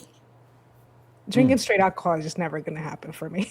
Fair enough. I'm good out here. Malort is I've fucking heard it's disgusting. crazy. Yeah. It's really gross. What is it again? What is it It like is fermented from? I want to say wormwood. Malort. Hmm. Yeah, wormwood flavored liqueur. Okay. It is a botanical liqueur, and it's like this is my favorite. Jepson's Malort, herbal flavor that some compare to bile or perfume. Okay. Bile is kind of right, honestly, to me, which is so gross. Yeah. It's That's really gross. disgusting. Like, why? Why do that? Uh, All right, let's see. What else do we have? Sphinx asking, all right, we all know the meme where about the player character in a cutscene being super competent and then being worthless outside of them when in control of the player. What about the opposite, where the player is extremely competent at the game, and then the character in the cutscenes is decidedly less so? This came to mind while playing Dead Island 2. I'm pretty efficient and competent at killing zombies, and I kept dreading when the game would take control away because the character had to have something bad happen to them. ooh, I mean, the first thing that comes to mind is the Tomb Raider reboot series. I haven't played all of them, but the one from 2013 Right. is, and people made fun of this at the time. People make fun of this in Uncharted 2, not Uncharted number 2, but Uncharted as well, where your lead character is ostensibly like a nice guy, nice gal Mm-hmm. who's just adventurous, and then immediately has to start like slaughtering people. Right. And so there's, I guess, kind of infamously, the first section of that game is like Lara being scared and getting captured and get just fucked the fuck up in a way that seems extremely inspired by the film The Descent, great movie. And then she gets a bow and arrow and is like, "What do I have to?" And then you just start in wrecking fucking shop with these dudes. And then you get to a cutscene, she Right. feels really bad. And I feel like that Right. happens like a couple of times. Or, I mean, basically any game where you're playing an even remotely competent character and they get like captured, so you can have your like kidnapping segment. And I'm like, how the fuck Lara Croft getting kidnapped, captured, tied up? Come on. And Lotus, I'm noticing a theme here: strong female protagonists. Because what I'm going to say, is Samus Aran, Oh like, shit, that's like, like, hey, should I'm feel not losing your fucking suit powers, Samus. Like, I'm not doing that. Like, I'm not doing that. If I'm in control, it's not happening. it's not happening. So she and I, like, call me, Samus. Like, we'll figure out a way for you not to lose your shit. And you could get through that game in, like, I don't know, 10, 15 minutes with all that stuff. Maybe it's not a competence thing. Maybe she's just really forgetful. Just leaving it everywhere. Yeah, maybe so. Maybe she's just messy, you know? She's just like, she's just like, I never clean my apartment. Never. She lost the key card to her dorm room, and now she has to go and find her fucking suit all over the place again. Samus in Cookie Monster pajamas, just walking around a door and being like, "Where's my card key? Where is it?" Sexier. Nothing sexier. But that's a good question, Sphinx. Yeah, I mean, it's such a, common. it's pretty common. It is pretty common. All right, Fonk. I've not read this. I'm just Okay. going to read it as if I'm reading it for the first time. Okay. The classic French conundrum. If you had a hole in the basement of your house that was connected to a ladder in your loft, and that using it would move you through time 12 hours up or down, what shenanigans would you do? Update: tunnel in the basement of one house causes anyone who enters to travel 12 hours into the future but become 3 days younger. Fonk, what the fuck are you talking about? Many such cases. It seems like a bad idea to use. Why would you ever want to lose 12 hours completely? I don't want to lose 12 hours. Wait, all right. So become 3 years younger. But, well, hold on a second. 3 Hold on a days. You second. have to spam that shit. Oh, 3 days younger. 3 days. Oh, yeah, no. So you're losing. Let me do some really quick math. Yeah. really quick math. So 20 days, 20 days would 20 days into the future would yield you 60 days younger. No, 120 days younger. That doesn't really do much for me. I don't think that exchange rate works for Got me. stuff to do. No. If it was 12 hours in the past and I could keep doing that, like I would do a lot of like folks, I mean, I'd be all This is up. what they warned you about in Life is Strange, and you didn't listen. I didn't listen, but I'm on call she. I'm All cashing of the a fuck sudden, out. hey, if all of a sudden I become the world's biggest component of DraftKings, Uh-huh. FanDuel, and You Kalshi, know I've got this you, ladder. you know I got the ladder. I got the fucking ladder, guys. But that's you know what? Good question, Fonk.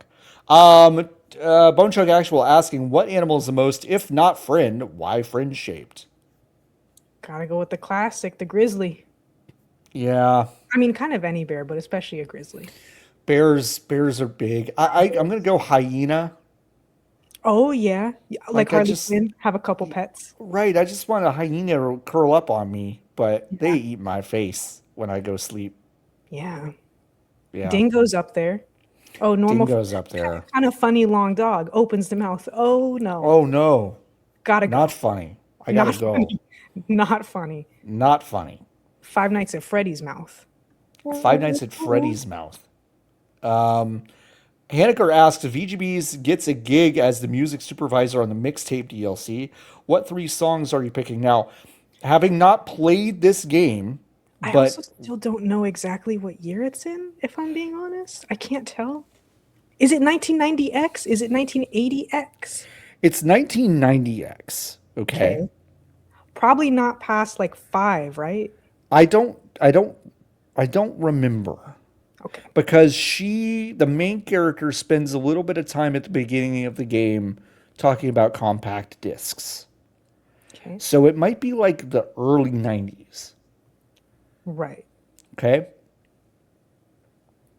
What three songs am I putting on the mixtape DLC? By the way, I've watched some of this game and I've read the plot synopsis. Uh-huh. Lotus, what was your high school life like? If you don't mind me asking. Play video games and be in the closet? Cool. Yeah. So not so much in the closet stuff. I was pretty much straight all the way. I was No pretty much out of the questions. closet because there was not a closet. There was not a closet. There was no closet. But yeah, a lot of just kind of like video games and like Mountain Dew and pizza. Yeah. I find it fascinating that this game made by ostensibly by game developers was like Did not involve video games. was kind of like, yeah, it's like we're going to a drinking party on the beach. I'm like, was that your life? Was it? Yeah, it's like I kind of get what they're going for. I have also not played the game because I know I won't like it, so I won't. So just obviously take Like everything that we same. say with a grain of salt. I know. We won't like it. There's not a point. It's fine. Yeah. But they're going for like the Ferris Bueller's Day Off thing, which is like Right. it's the last day of summer vacation and we need to have the best time ever. And I'm like, I get it. That's a classic trope for a game. Blah blah blah. The thing that I find weird and kind of off-putting that I don't think other people do is when you try to lampshade that but don't actually do anything. Where it's like, Yeah. well, it's not really like that. It's like, well, yeah, sure, Sure. sure. Sure. Here's the trouble with the question is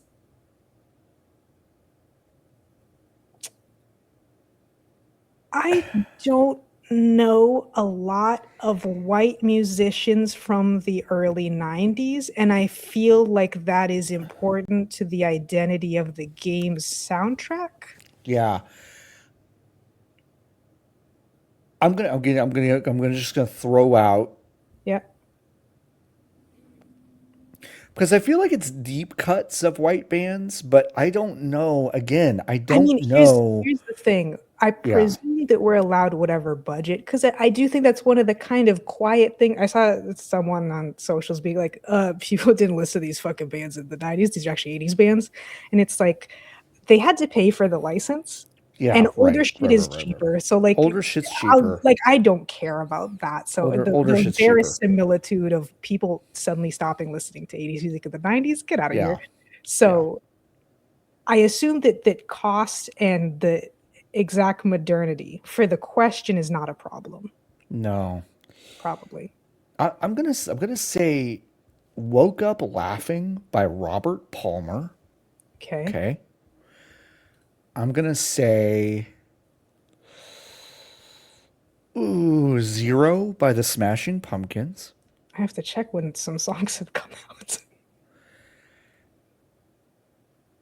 And I'm gonna say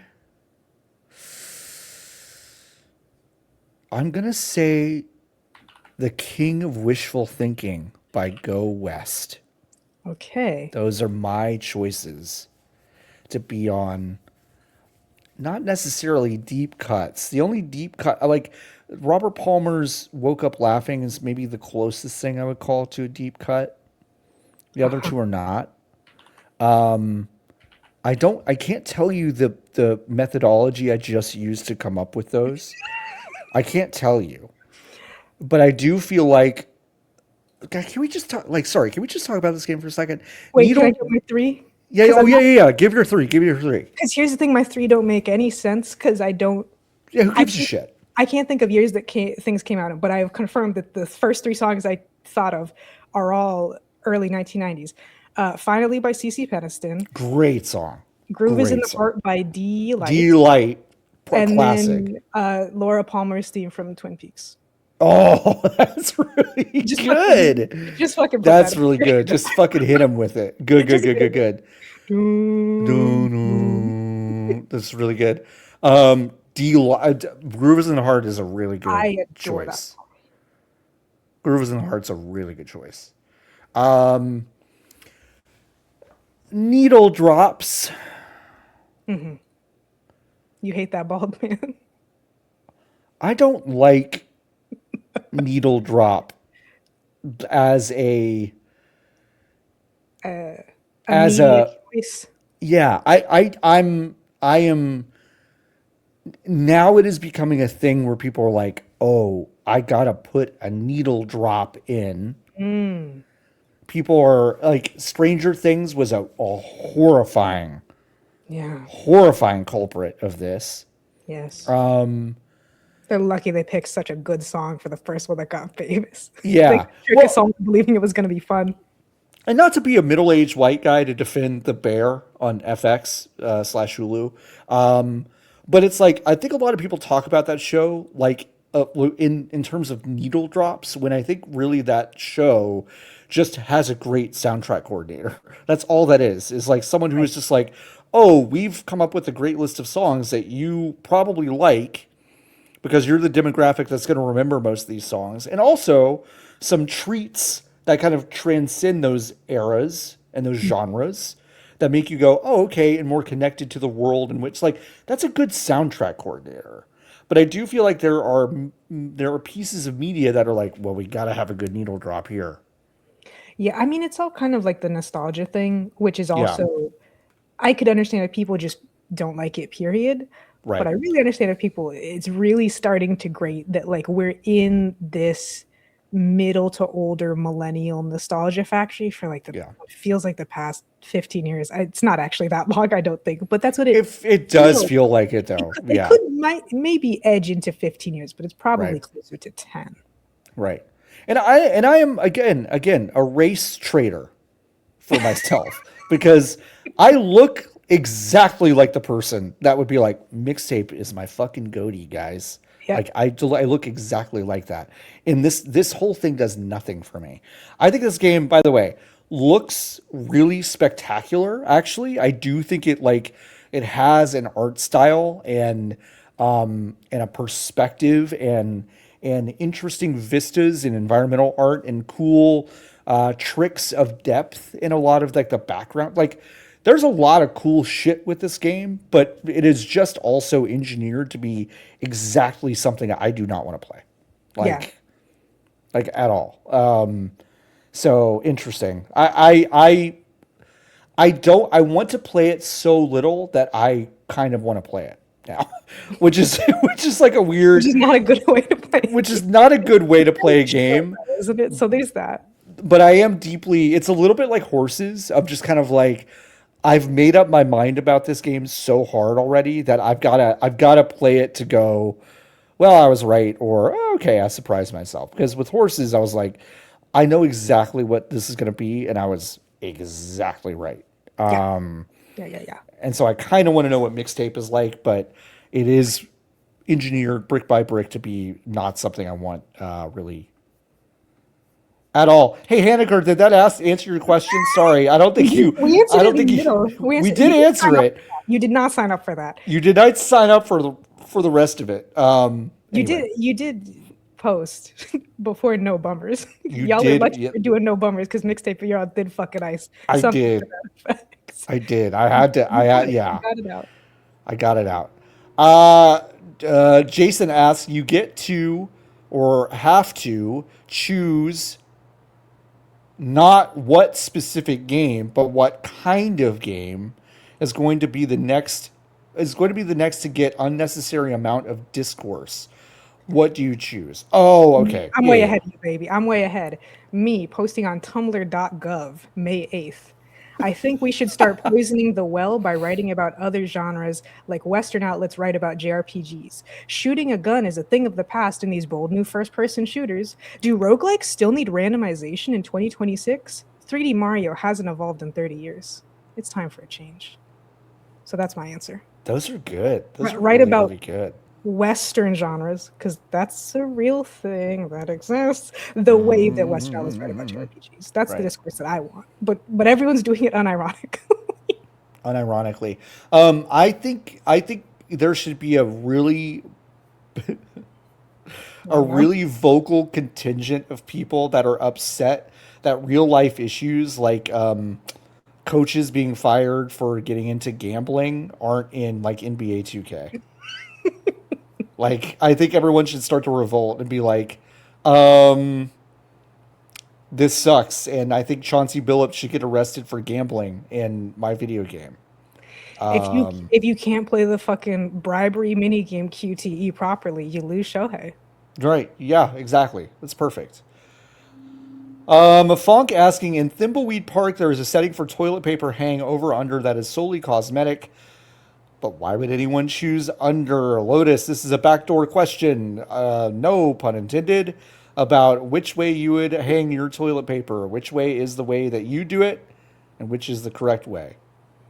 Well, if it wasn't my own toilet paper, doing it under because it's funny is funny. So I think it was Harkavian who said, sometimes you have to do under so that way your cat can't undo the entire spool of toilet paper. That's so real. I'm like, I actually never thought of that, but that's pretty real. That's real. That is real because I did have a cat that did that once. And you can't keep a cat out of the bathroom. You can't keep them out. They love to be in there. For what? But why? Let me ask you this. What's up? Why do so many people do under? I feel like I go to a lot of places with under. I don't know. Because no, you can unspool an under like pretty easily still. A human can easily, but I guess for an cat, animal could not, because they wouldn't know. I guess I kind of always thought that it's maybe just throwing it on there. I wonder if the idea is that it is easier to overuse toilet paper when it's over. Right? Because if you do a tug and it rolls, you're kind of like, well, I'm not going to roll it back. I always roll it back. But some people may not roll it back. And they may just take a big roll, like a big section of it. For a free hanging toilet paper, I don't know. I don't get why. I really don't get under. The only time I've done it is, have you ever, because in the photo, it's the kind where you kind of have like a door knocker hanging off the wall and you have to like pull it out and then put it Yes. on and then put it back. Yes. That's like the second highest tier of contraption. If I put a toilet paper roll on a true contraption and it's under, I'm leaving it. Yep. If I I'm wasn't leaving paying it. attention for 2 seconds, I'm not fixing it. Yeah. Because why you Yep. got your toilet paper on a contraction instead of a hook? Mm-hmm. Maybe also for cats. Maybe also for cats. Maybe Maybe also also for cats. Hey, Bone Chug Actual asks, what's the greatest 3-letter word? And And's pretty good. it was between and or the for me. But I think and wins out. And's pretty good. I'm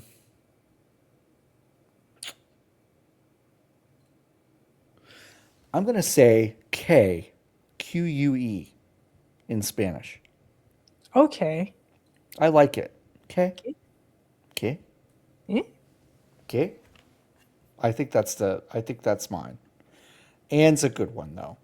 Jason asks, what's your favorite profanity? It's hard not to pick fuck. Every part of speech. Well, Fuck's bitch pretty is good. great, but you can't use bitch in every part of speech. No. No. Although I, Fuck is I good. suppose if you're trying to be specific, then like fucker, etc. wouldn't count. It would just, but Right. even just fuck, I think is the greatest. Yeah, fuck's pretty good. It's hard to beat it. Bullshit. Bullshit's good. I really like bullshit. Do you know bullshit in sign language? That was one of the first things my Excel No. teacher taught me for fun. I don't know bullshit. Sorry that this is going to be a visual only. A visual. Okay. Very fun. Takes 2 arms. Got 1 arm here, so you're kind of doing like this. Then you do the bull, and then you go like. That's awesome. I don't really know how to describe this for the people at home, but you basically put your arms flat in front of you like you're doing that little Russian dance with the feet. Your top hand will make little hook'em horns. bull horns. Your other hand, you're making a gesture. Yeah, a little like your butt's flapping. Yeah. Poop That's coming out. great. That's Probably awesome. the funniest one, this is just ASL corner for a second here, is milk is a similar cow-related sign. Milk is just like squeezing the little teeth. Pasteurized milk is like this. I'm not joking, because it is milk that goes past your eyes. Pasteurized. That's fucking awesome. It is That's such a fucking brilliant awesome. language. It's really smart. That's Yeah. really good. So I funny. love that. Anyways, I think bullshit. I love saying bullshit. It's really, really good. because it's also so like, it has an impact that fuck doesn't always have. Fuck has a natural impact, but bullshit has like an authority behind it. Like, this is bullshit. You and the DA or something. Yeah. No, it's bullshit's good. Yeah. I mean, yeah. What other errands do you have us running for the DA? You know. Oh, the impression? That's Uh-huh. crazy. Isn't that When crazy? I first saw them truly side by side, and It's Always Sunny clip, and then whatever program that's originally from, I said, wow. The Shield is what it's originally from. Yeah. CCH Pounder did not like that impression, by the way. Did not think it was funny. which is so crazy, because it's like, That's odd. how do you not think that's funny? It's so good. Anyway, we have a question from Maca Brett. Who are you rooting for in the PWHL finals? Here's my dilemma. I'll cheat. I'll cheer for the Victoire on principle. They're my friend Danny's favorite team. And also because it's fun to see someone break up the three-peat. However, I would rather someone win 1 or 3 than 2. I don't like the 2-peat. It has a bad vibe. Yeah. Do you know what I mean? Yeah, I know what you mean. I do know what you mean. I like the Victoire's entire vibe more, and because I'm not deeply attached to any of these players or places, that's kind of how I'm choosing at this point, you know. But I don't know. Montreal just seems like an exotic place to me. More exotic than Minnesota. Yes, and it's like, all right, that seems fun. When was the Yeah. last time Montreal won? Anything? Yeah, like out of That's the other thing is because it's hockey and because it's an international North American league and we do so much to keep them out of our sports. we I kind of do. like when the Canadian teams win. They I didn't. know. We took away their expos in baseball. I know, and the Expos were so good. Canada Montreal has Expos were one so baseball team, good. and the entire nation is blacked out of their games. What the What the fuck? fuck are we doing? What are we doing? What are we doing? It's pretty villainous. Yeah. Blackjack Attack asks if you could record an official commentary track with free range to discuss whatever you wanted for any game, what game would you pick? Huh. That's interesting because my official commentary would just be blathering. I'm not a developer. Yeah, it's not so much director's commentary and more just like bullshit commentary of just like, yeah. I'm gonna give you a trick answer. I'm gonna say I wish my mom and I could sit down to do a director's cut commentary of Super Mario 2, which is one of the first games we played together and Oh, beat. And she would get probably very funny about how scared I was of the Phantos, the masks that would chase you past screens. Like that was a new thing for me when yeah. something is chasing you between screens in an NES game. It really it had like actually genuinely a deep psychological impact on me for a little while.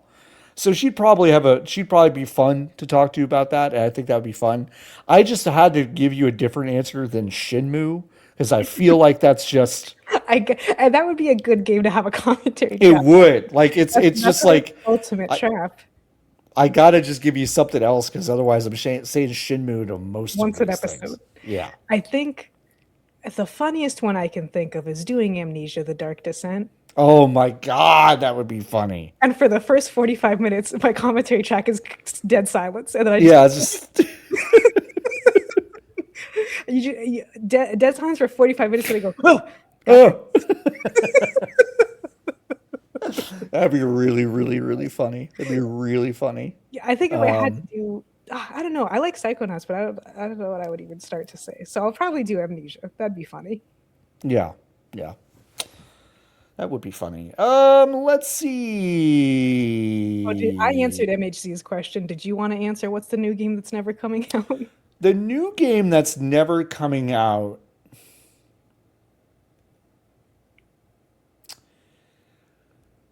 The new game that's never coming out is I don't. You alluded to it earlier, but I don't want to say it because I don't want to will it into existence. what did I allude to earlier? New Schmerchua Schmeider Schmoject. New Virtua Fighter project.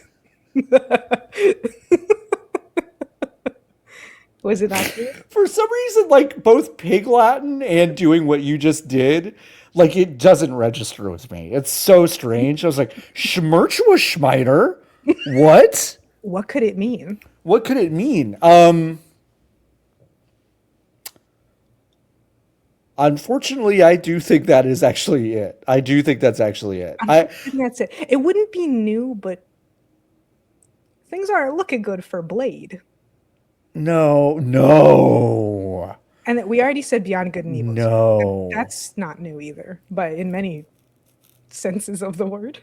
Blade the game, Blade the movie. Oh, I yeah. just don't see them either coming out.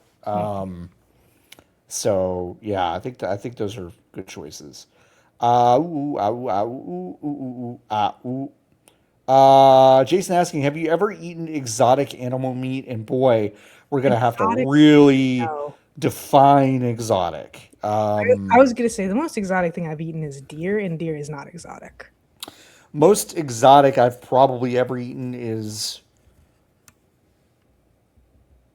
shark or rabbit, but rabbit is really not that exotic. No, even shark. Depending on where you are, it's really not. I So don't think guess I don't really think shark, I I think have. probably just about ekes into exotic, I mean, I've eaten chicken feet, right? but that's chicken. Number one, that's chicken. Yeah, that's the other thing is like it's also regionally so weird. Like I've had crickets and ants, but that's not that It's not weird if you exotic have ever been to like to Mexico. another, yeah, to a bunch of other countries. Yeah. Um, yeah, not so much. Yeah. AMP video asking, when I moved into my first apartment, our dishwasher overflowed, and during this, we discovered a Metal Gear Solid 4 Bluetooth headset in its case that had been lost to time underneath the cabinets near the dishwasher. What's the most unexpected gaming artifact you have stumbled upon? Easy. When I was going to a yearly family reunion in Massachusetts, we would rent like the same house for like the same week every year, blah blah blah. And I must have, ooh, I forget when this game came out, but I must have been like maybe 9 or 10. And for no particular reason, I was very bored and was just opening drawers, had not shit Mm-hmm. to do. And I Mm-hmm. found a pristine copy of Pokemon Heart Gold. I Whoa. hadn't bought it yet, so I just had it. You just had it. I said, I'm not telling nobody about this. That's awesome. This game's like $60. That's really good. Um, I don't think I've ever stumbled onto like someone else's stuff. I Hmm. definitely found some stuff that I thought I had lost. Um, I had a Game Boy Advance and a bunch of games in this little clear plastic box that I thought I just lost in some move, and then I found it one day and was really happy and played like 2 days of Game Boy Advance games before I just kind of forgot about where those things were again. That's about it. Not a big one. Meyer Zero asks, "Hi, have you ever? Hi, you have been time traveled back and selected to be on a panel for the U.S. World Cup host city selections. Where would be the funniest cities to host the World Cup?" The funniest? Dallas is up there, and it's one of them. Oh, I was gonna say Marfa. Oh, sure, How that's way it's funnier. like how funny are we trying to do you know what kind of funny? Marfa's funny. Can you imagine? Hey, I so mean, to get here, you guys are gonna have to fly into Houston Hobby, yeah. and then you're gonna have to fly to the from there to the West Houston Regional Airport, which only carries Mhm. like 10 people at a time. And then you're gonna have to fly to like I don't even know what county. And then from there you'll be able to get to the little Big Bend helipad. And then you Mhm. have to rent a Jeep and drive to Marfa. Yeah, it'd be really good. If you hit the Prada, you've gone too far. If you hit the body, you've gone too far. Yeah, Marfa would be really good. Bakersfield, California, just one of the biggest shitholes Yes, in the world. but it'll technically be labeled as a different Uh huh. as a different city. Um, Ruby Ridge. yeah, yeah, that would be good. That would be really funny, It wouldn't be good, but it would be but it funny would be funny. if I can look Um, at it in multiple ways. Yeah, Hope, Arkansas. yeah, just middle of nowhere and things were terrible things that have happened. They should Yeah, they should put a field on Mount Carmel. yes, they should. They That's should. what should happen. They should. I'm sure that won't get them haunted. No way. No. Yeah, many really funny cities to choose from. Grace asking, while on vacation, do you prefer to relax and not do much, or to do a lot of activities? Grace, it depends on who I'm with. That is a huge deal. I love to have a bunch of stuff that I can do, like not planned, but I've said But you can I do. can do this and I know how long this will take. So Yeah, if I wake up one day and I feel like shit or whatever, or I yeah, didn't sleep at all, then I can not, I can go. or I can pick something more boring to do. Right. I would say in general, I lean towards activities. Yeah. I I used to be a nothing. Yeah. I'm kind of an activity person. Um, it really depends on who I'm with. Sometimes I'll be on a vacation with people who are activity people. Then it's scary. I'm Then you need not to an do it. activity person. Do you know what I mean? I Like know I exactly what you mean. Yeah, like I don't have to be doing it and they don't have to be happening all the time. But some people I've traveled with are like, we've made a plan Yeah, this is the and itinerary. this is the itinerary. And I'm like, whoa, hold on a second. So it's a balance. That's a annoying answer, but for me, it's really, it's dependent on something. Blackjack Attack asking, what's your Achewood Presents Bummer of the Week? Which actually, when did you post this?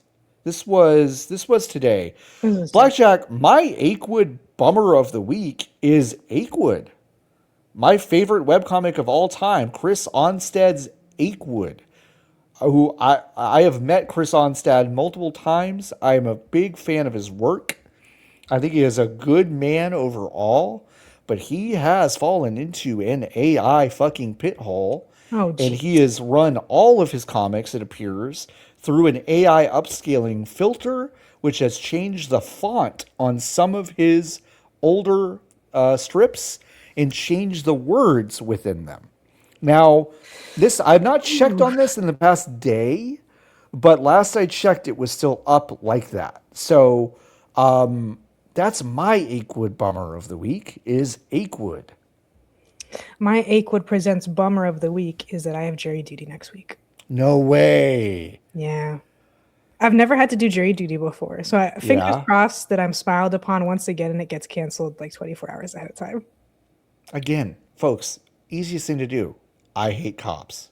When they ask you what your name is, what's your name? I hate cops. What's your name? I do want to mention before I give you that, I do discriminate against all races. Uh, So I'm, if I can tell that they are a race in the jury, I can't guarantee what'll happen. I'm into all race erasure. I just think all of them should just go away. Yeah, no, that's one cool trick. One cool. Blackjack Attack asking, what is your favorite type of food truck? This is, well, I was gonna say this is the easiest answer ever, but really, I have a couple. I've had the best Filipino food of my life from a That's not a bad random food answer. truck, but also just like honestly, like some lady just fucking slinging tacos I was gonna say out of tacos a. are for me, It's an it's easy tacos answer, but also like, damn, yeah, and raspas, snow cones are like they're just sure, it's gonna be good. yeah, I think my answer would be the snow cone and fruit yeah, truck. yeah. Oh, like a fruit lady. Oh my Yeah. god, I miss LA Fruit so like much. flavored syrup. I'm there. Yeah, I know this shit's good. Um, Fonk asks, "What's the best color liquid to drink?" Uh hmm. Unfortunately, it's kind of I want to say clear, but I do think that Sprite started tasting different when the bottle stopped being green. But that was never the color of the liquid. You just perceived it as green. I know what you mean though. I think you're They're right. I think we're they're doing like less a little fresh. trick. They're less fresh. I don't know what it They're is. less fresh. I don't know what to say. So maybe the answer is green, but that's the only. Well, I mean, I guess there's like avocado, but I'm not big on avocado shakes. There's a lot of piss colored stuff that's pretty good, to be honest. And if you say yellow, you get anything that you put bananas in there. Yeah, I Maybe mean, it's some like mango, depending you on how got far we're like stretching. lemonade, apple juice. Like this stuff is like yellow's pretty good. Most juices average out to piss. And most juices average out to piss. That's right. All right, piss might be the right answer. Okay. Bone Chug Actual asking, are the finest liquors clear, brown, or a secret third thing? It's kind of a secret third thing, and they're not brown. I would say like a gold, like a Amber. delicious, like an amber, or like a gold, a little bit like a tequila, a barrel aged tequila, or mezcal. I think. Clear is, I don't know, what, vodka, some tequila. Clear is probably at the bottom for me. And then it's brown, and then it's kind of a gold. I think that's kind of like, that's how I would rank it, personally. Okay. Funk asking, have you ever replaced a part on a device? I just put a 29-pound battery bootleg battery in a dead laptop. Oops, excuse me. In a dead laptop, and the fucker lives and has 3 times the battery life it originally had. Congratulations, first of all. Personally, replacing a part of like a pre-made device? No. I've had the battery in my phone replaced, and I've upgraded my computer. But yeah, I've upgraded my computer. I've removed hard drives and all that stuff. Like I've done stuff like that, but I don't think I've ever replaced like a haptic motor or anything like that. I put together my PC, but that I don't think that's gonna count. My Hero Zero asks, is 2026 going to get better? depends on what you're into. Yeah, great answer. If you love gas prices, just kind of going fucking nuts, then the rest of this year might be pretty good for you. If you like faked assassination attempts, the rest of this year might be good for you. Maybe even real ones. Maybe even real ones. I don't know. Yeah, I don't know. I'm going to say yes. Yep, I'm going to say yes. Dan asking, what's the most embarrassing instrument to know how to play? Unfortunately, which I think is really funny. Unfortunately, there's a clear answer. We all know it. It's the clarinet. Like, okay, Squidward. Yeah. As an oboe player, No, that's different. I'll tell you what, clarinet is worse. Oboe not far behind. Oboe not far behind. Yeah, they're such nerdy instruments unless they're used for jazz. Listen, here's how they get you with the oboe and the bassoon. Yeah. You're in accelerated, gifted kid, whatever bullshit. Yep. But you're also kind of a lame-o, right? Uh-huh. You're gonna have a guidance counselor in 6th grade look at you square in the fucking face and go, oboes and bassoons, they're for gifted kids. Lotus, where do you think oboes and bassoons practiced in the band? Where do you think we practiced? Outside. In a separate, closed room. Okay. We got to put these freaks in a different fucking room. They'll bite you. Oh, we will. We'll 100% bite you. 100%. And we did. We bit everyone. And we were biting people. We were biting everyone. Funk asks, did you know that function plus escape turns function keys off a la caps lock? Yes. No. Lotus knew, I didn't. I used to have an obnoxiously large keyboard where being able to turn off the function row was a virtue. Yeah. Fluffy Cloud Gamer asks, most unbearable protagonist in a video game. Wow, many such cases. That's the thing, is I wipe so many from my memory, or will simply stop playing a game if that goes on for too long. Mm-hmm. The first one who comes to mind is probably Aloy. Because she's not unbearable from the perspective of, like, she never stops talking. She talks frequently. There's definitely protagonists that talk more. It's the things that she says and the way that she says them. Sucks so much. I really don't like her. Samus in Mom is a popular choice, but that's kind of like a look how they massacred my boy. Yeah, right. More than her being like objectively obnoxious. For sure. Who else? Oh my god. Heavy Rain, Nam and Jaden. He's bad, but he is funny. But he's Funny, bad, but funny. You know, it's one of my favorite games of all time, but I think I'm willing to say that Tidus from Final Fantasy X is really it's tough. he's It's something. tough. He's something. Like it's just my old man, My old man. my old man. I can't stand it. It's not good. Love that game though. Sphinx asks, what color tastes the best? Red. Red. Agreed. Yep. Red's so good. They made red its own flavor called Red Yeah. 40 that tastes like acid, but in like a fun way. In a fun way. Like Dylan asks, have you read any of the Halo books? Thoughts on them? And Dylan, I gotta tell you, I have not. I'm have gonna not. say Lotus is not. Yep. Nikki probably would be your person here. We might save this one for next week. I'm gonna actually undo. I'm gonna undo the stamp in our Discord because we might We'll ask come again. back to it. We'll ask again. But I've heard interesting things. Yeah. Lovic asks, "Fuck, Mary, kill, wheat, rice, potatoes." Gotta marry rice, I think. Gotta marry rice. Because that's That's a lifelong. relationship. They're gonna That's a relationship that's keep me gonna healthy. last. That's what's Yeah. important. But Yeah. I think I want to gotta- fuck a potato. I I want gotta to do fuck a fuck potato. potatoes. Kill wheat kind of by default.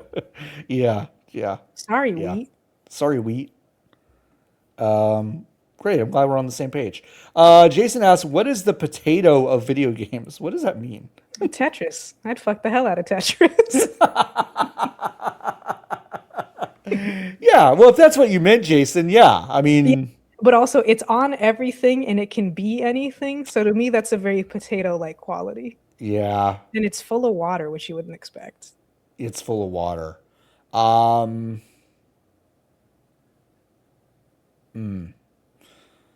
What's the potato of video games? Ooh, you know what's a good answer too? RE4. RE4 is the potato of video games. I agree with that. Yeah. We Yep. got him. Jason asks, would you rather play a game directed by Quentin Feetman Tarantino or watch a movie directed by Randy the Magician Pitchford? This So is it's like actually kind of a immediately- tough question for me. Right, because immediately you go, I'm not watching a fucking movie directed by Randy. At least Tarantino might put something competent together, but it might be 100 hours long. And so that's where you got to go, ooh. I think Randy the Magician Pitchford, if he made a film, would keep it below 2 hours, like easily. Which is I think it'd be a badge of honor for him to keep it between 80 and 90 minutes. I'll be on the record here. I think both would be a disaster. I think both projects would be Yes. disasters. Because Tarantino, I think would be incompetent to a level that would shock us. I like a lot of his films. I that's think he would. the question would is like, fuck this how up really much bad. would he try to make it a game when he doesn't like games? Right. Because if he did the thing that people are bitching about for no reason with Mixtape, which is that he makes a 4.5-hour cinematic video game, that's not bad. That's not It would bad. probably be pretty fun. Yeah. But would he do that? I don't know. I don't know. I'll pick Tarantino as a gamble. I would pick Tarantino because I think he's going to try to Kojima it and fail. But that's still more interesting than what Randy would put together in a movie, I think. Yeah. That's how I feel, at least. Okay. Beard Dragoon asked, what animal is the most Muppet? Have you ever seen a baby vulture or owl? Ooh, I have. But if we can't Those- cheat and say babies, it is possums. Possums are the most Muppet. Like at all I stages think that's of true. life. Yeah. They do look like they've got a hand up them controlling their mouth. I mean, the mouths are so Ah. Armadillos are up there too. Don't open the mouth a lot, but you look at an armadillo and you're like, this is You're so like, that's dumb. a fucking Muppet. That's stupid. Yeah. Yeah, that's a good answer. I think that's right. Blackjack Attack asking, how many viruses did John pick up at the Leeds Buc-ees? 2, I think.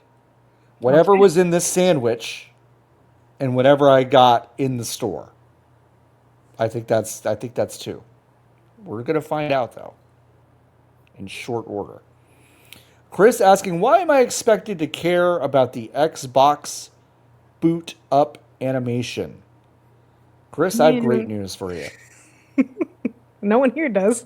You're not expected to care, bud. I think if you were asking the question, why is a certain part of the games media class acting like this is interesting, it is because they are trained clapping seals, begging for the fish to be tossed at them by Asha Sharma. And that's just the fucking truth. So I don't, it's like, you're not expected to care. Don't care. It's fine. Sphinx asks, have you ever bottle aged a beer? And if so, how successful were you? I'm drinking a bottle of aged summer shandy. That is fucking delicious right now. Congratulations. Sphinx, I've done this once and it turned out to be fucking terrible. So, yeah. I also got a bottle of beer that was homebrewed by a good friend of mine, one of my besties, for his wedding. He gave all of his groomsmen a bottle of beer that he brewed. And Lotus, guess what? It was disgusting. So Great. And that's why we said kill wheat. that's why we said kill Kill wheat. wheat. That's why we said kill wheat. That is all the Hive questions for this week. We went through all of them. Amazing. We fucking did it. Once again, you can go to vgbs.com/join and join the Hive. When you join the Hive, you can go to vgbs.com/discord and join the Discord section called the Hive and ask us questions every single week. Lotus, we have 3 reviews Oh, that right. I I forgot. did not get to From last Toyota week. Sienna. And, well, actually, 2 of them were from last week, and then one of them was from this week. And Oh, 2 well, of them are they thematically got a similar. great first impression. 2 of them are thematically similar. So I'm going to read those first, and then we'll end up with the one in the middle here. Posted last week by Zayark. Zayark, thank you so much. Wowee, 5 stars. This podcast is a beautiful situation of goodness. 5 stars. Be sure to peep this podcast out. Of course, Zayark is referring to Peep This Out, a YouTube channel of a food reviewer who we all kind of hate. That we're watching a lot on Wake Up on It's Tuesday, every Tuesday over at twitch.tv/VGBs. One of Twitch's finest hostage programs. What? I take so many hostages every single week. Like Ian K, who gave us a 5-star review. Peep this pod. Beautiful bit of goodness right Did you laugh here. during Woo Hit? Nope. Oh, This is just kind of organic. creepy. I know. What did peep this thing do to them? It's doing a lot to a lot of people, I feel like. It's doing a lot to a lot of people. Beard Dragoon, who asked us a Hive question earlier, thank you so much, gave us a 5-star review. This is best audio in the biz. I love them. They don't like some of my favorite games, and that's great. If I wanted an echo chamber, I'd go to one of those sensory deprivation tanks. Chad. Great source of weekly news, and they always make me laugh. That's a really good review. Thank you. Thank you. That's very sweet. That's how we keep them in. No matter how much shit we talk, you will laugh. You will laugh. That's something at least. All right, folks. Did the name tags just reappear? I didn't. Okay. They go away when I do the banners. That's interesting. I have never noticed. I've never noticed that. And what an interesting idea, right? Like, because so folks who might not be watching the show, we have our little name tags under our faces for the YouTube version. And when I put up a banner that says like a link or something, it makes those name tags disappear. And I think StreamYard is like, you definitely can't read multiple things at once. So don't even try. I'm more embarrassed that I've never noticed. I've never noticed either. So don't worry. I have never noticed. At least I do have somewhat of an excuse that my mic arm blocks Sure. not a lot of the screen, but Right. I'll say a strategic couple of lines. Yeah. Makes sense. Lotus, do you have anything to plug before we get out of here? Yeah, dialedindie.net. I already wrote about all the games that I had played so far this year. I'll put another one of those out probably at the end of May. And I'm also going to put out, like I said, a Digimon Story Time Stranger review that is more in depth. But all them story spoilers, I'm probably going to keep here because it just doesn't need all that. It doesn't need all that. So go to dialedindie.net. It's right there on your screen. Thanks, Lotus. What I'm gonna pitch is plug. Really just our SGF coverage. Just think about the beginning of June. We're gonna be in June. We're gonna be in June. We're gonna be in We will LA. be in June. We will be in June. It'll be in LA. When it's June, we'll be in June. It's gonna be June. Niki and I will both be in Los Angeles. We have just booked, I think, our final appointments. We have a pretty full schedule. We're gonna learn how to play Magic: The Gathering together and probably film that. So I'm excited to do that. And yeah, we've got 4 days planned of little recordings. And so the week of June 5th through like 8th or 9th, expect some fun content updates from us.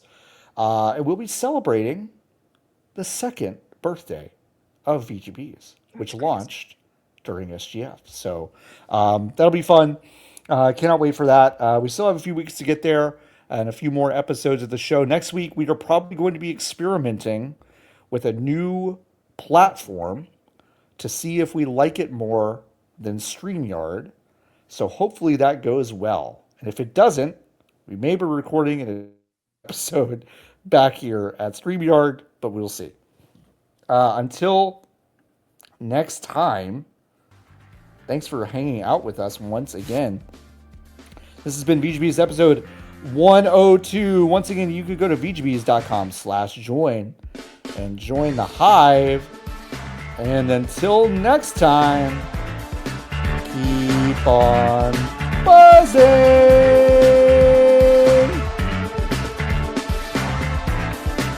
My voice squeaked a little bit on that one. I don't know if you heard that, but it squeaked a little bit. Love it.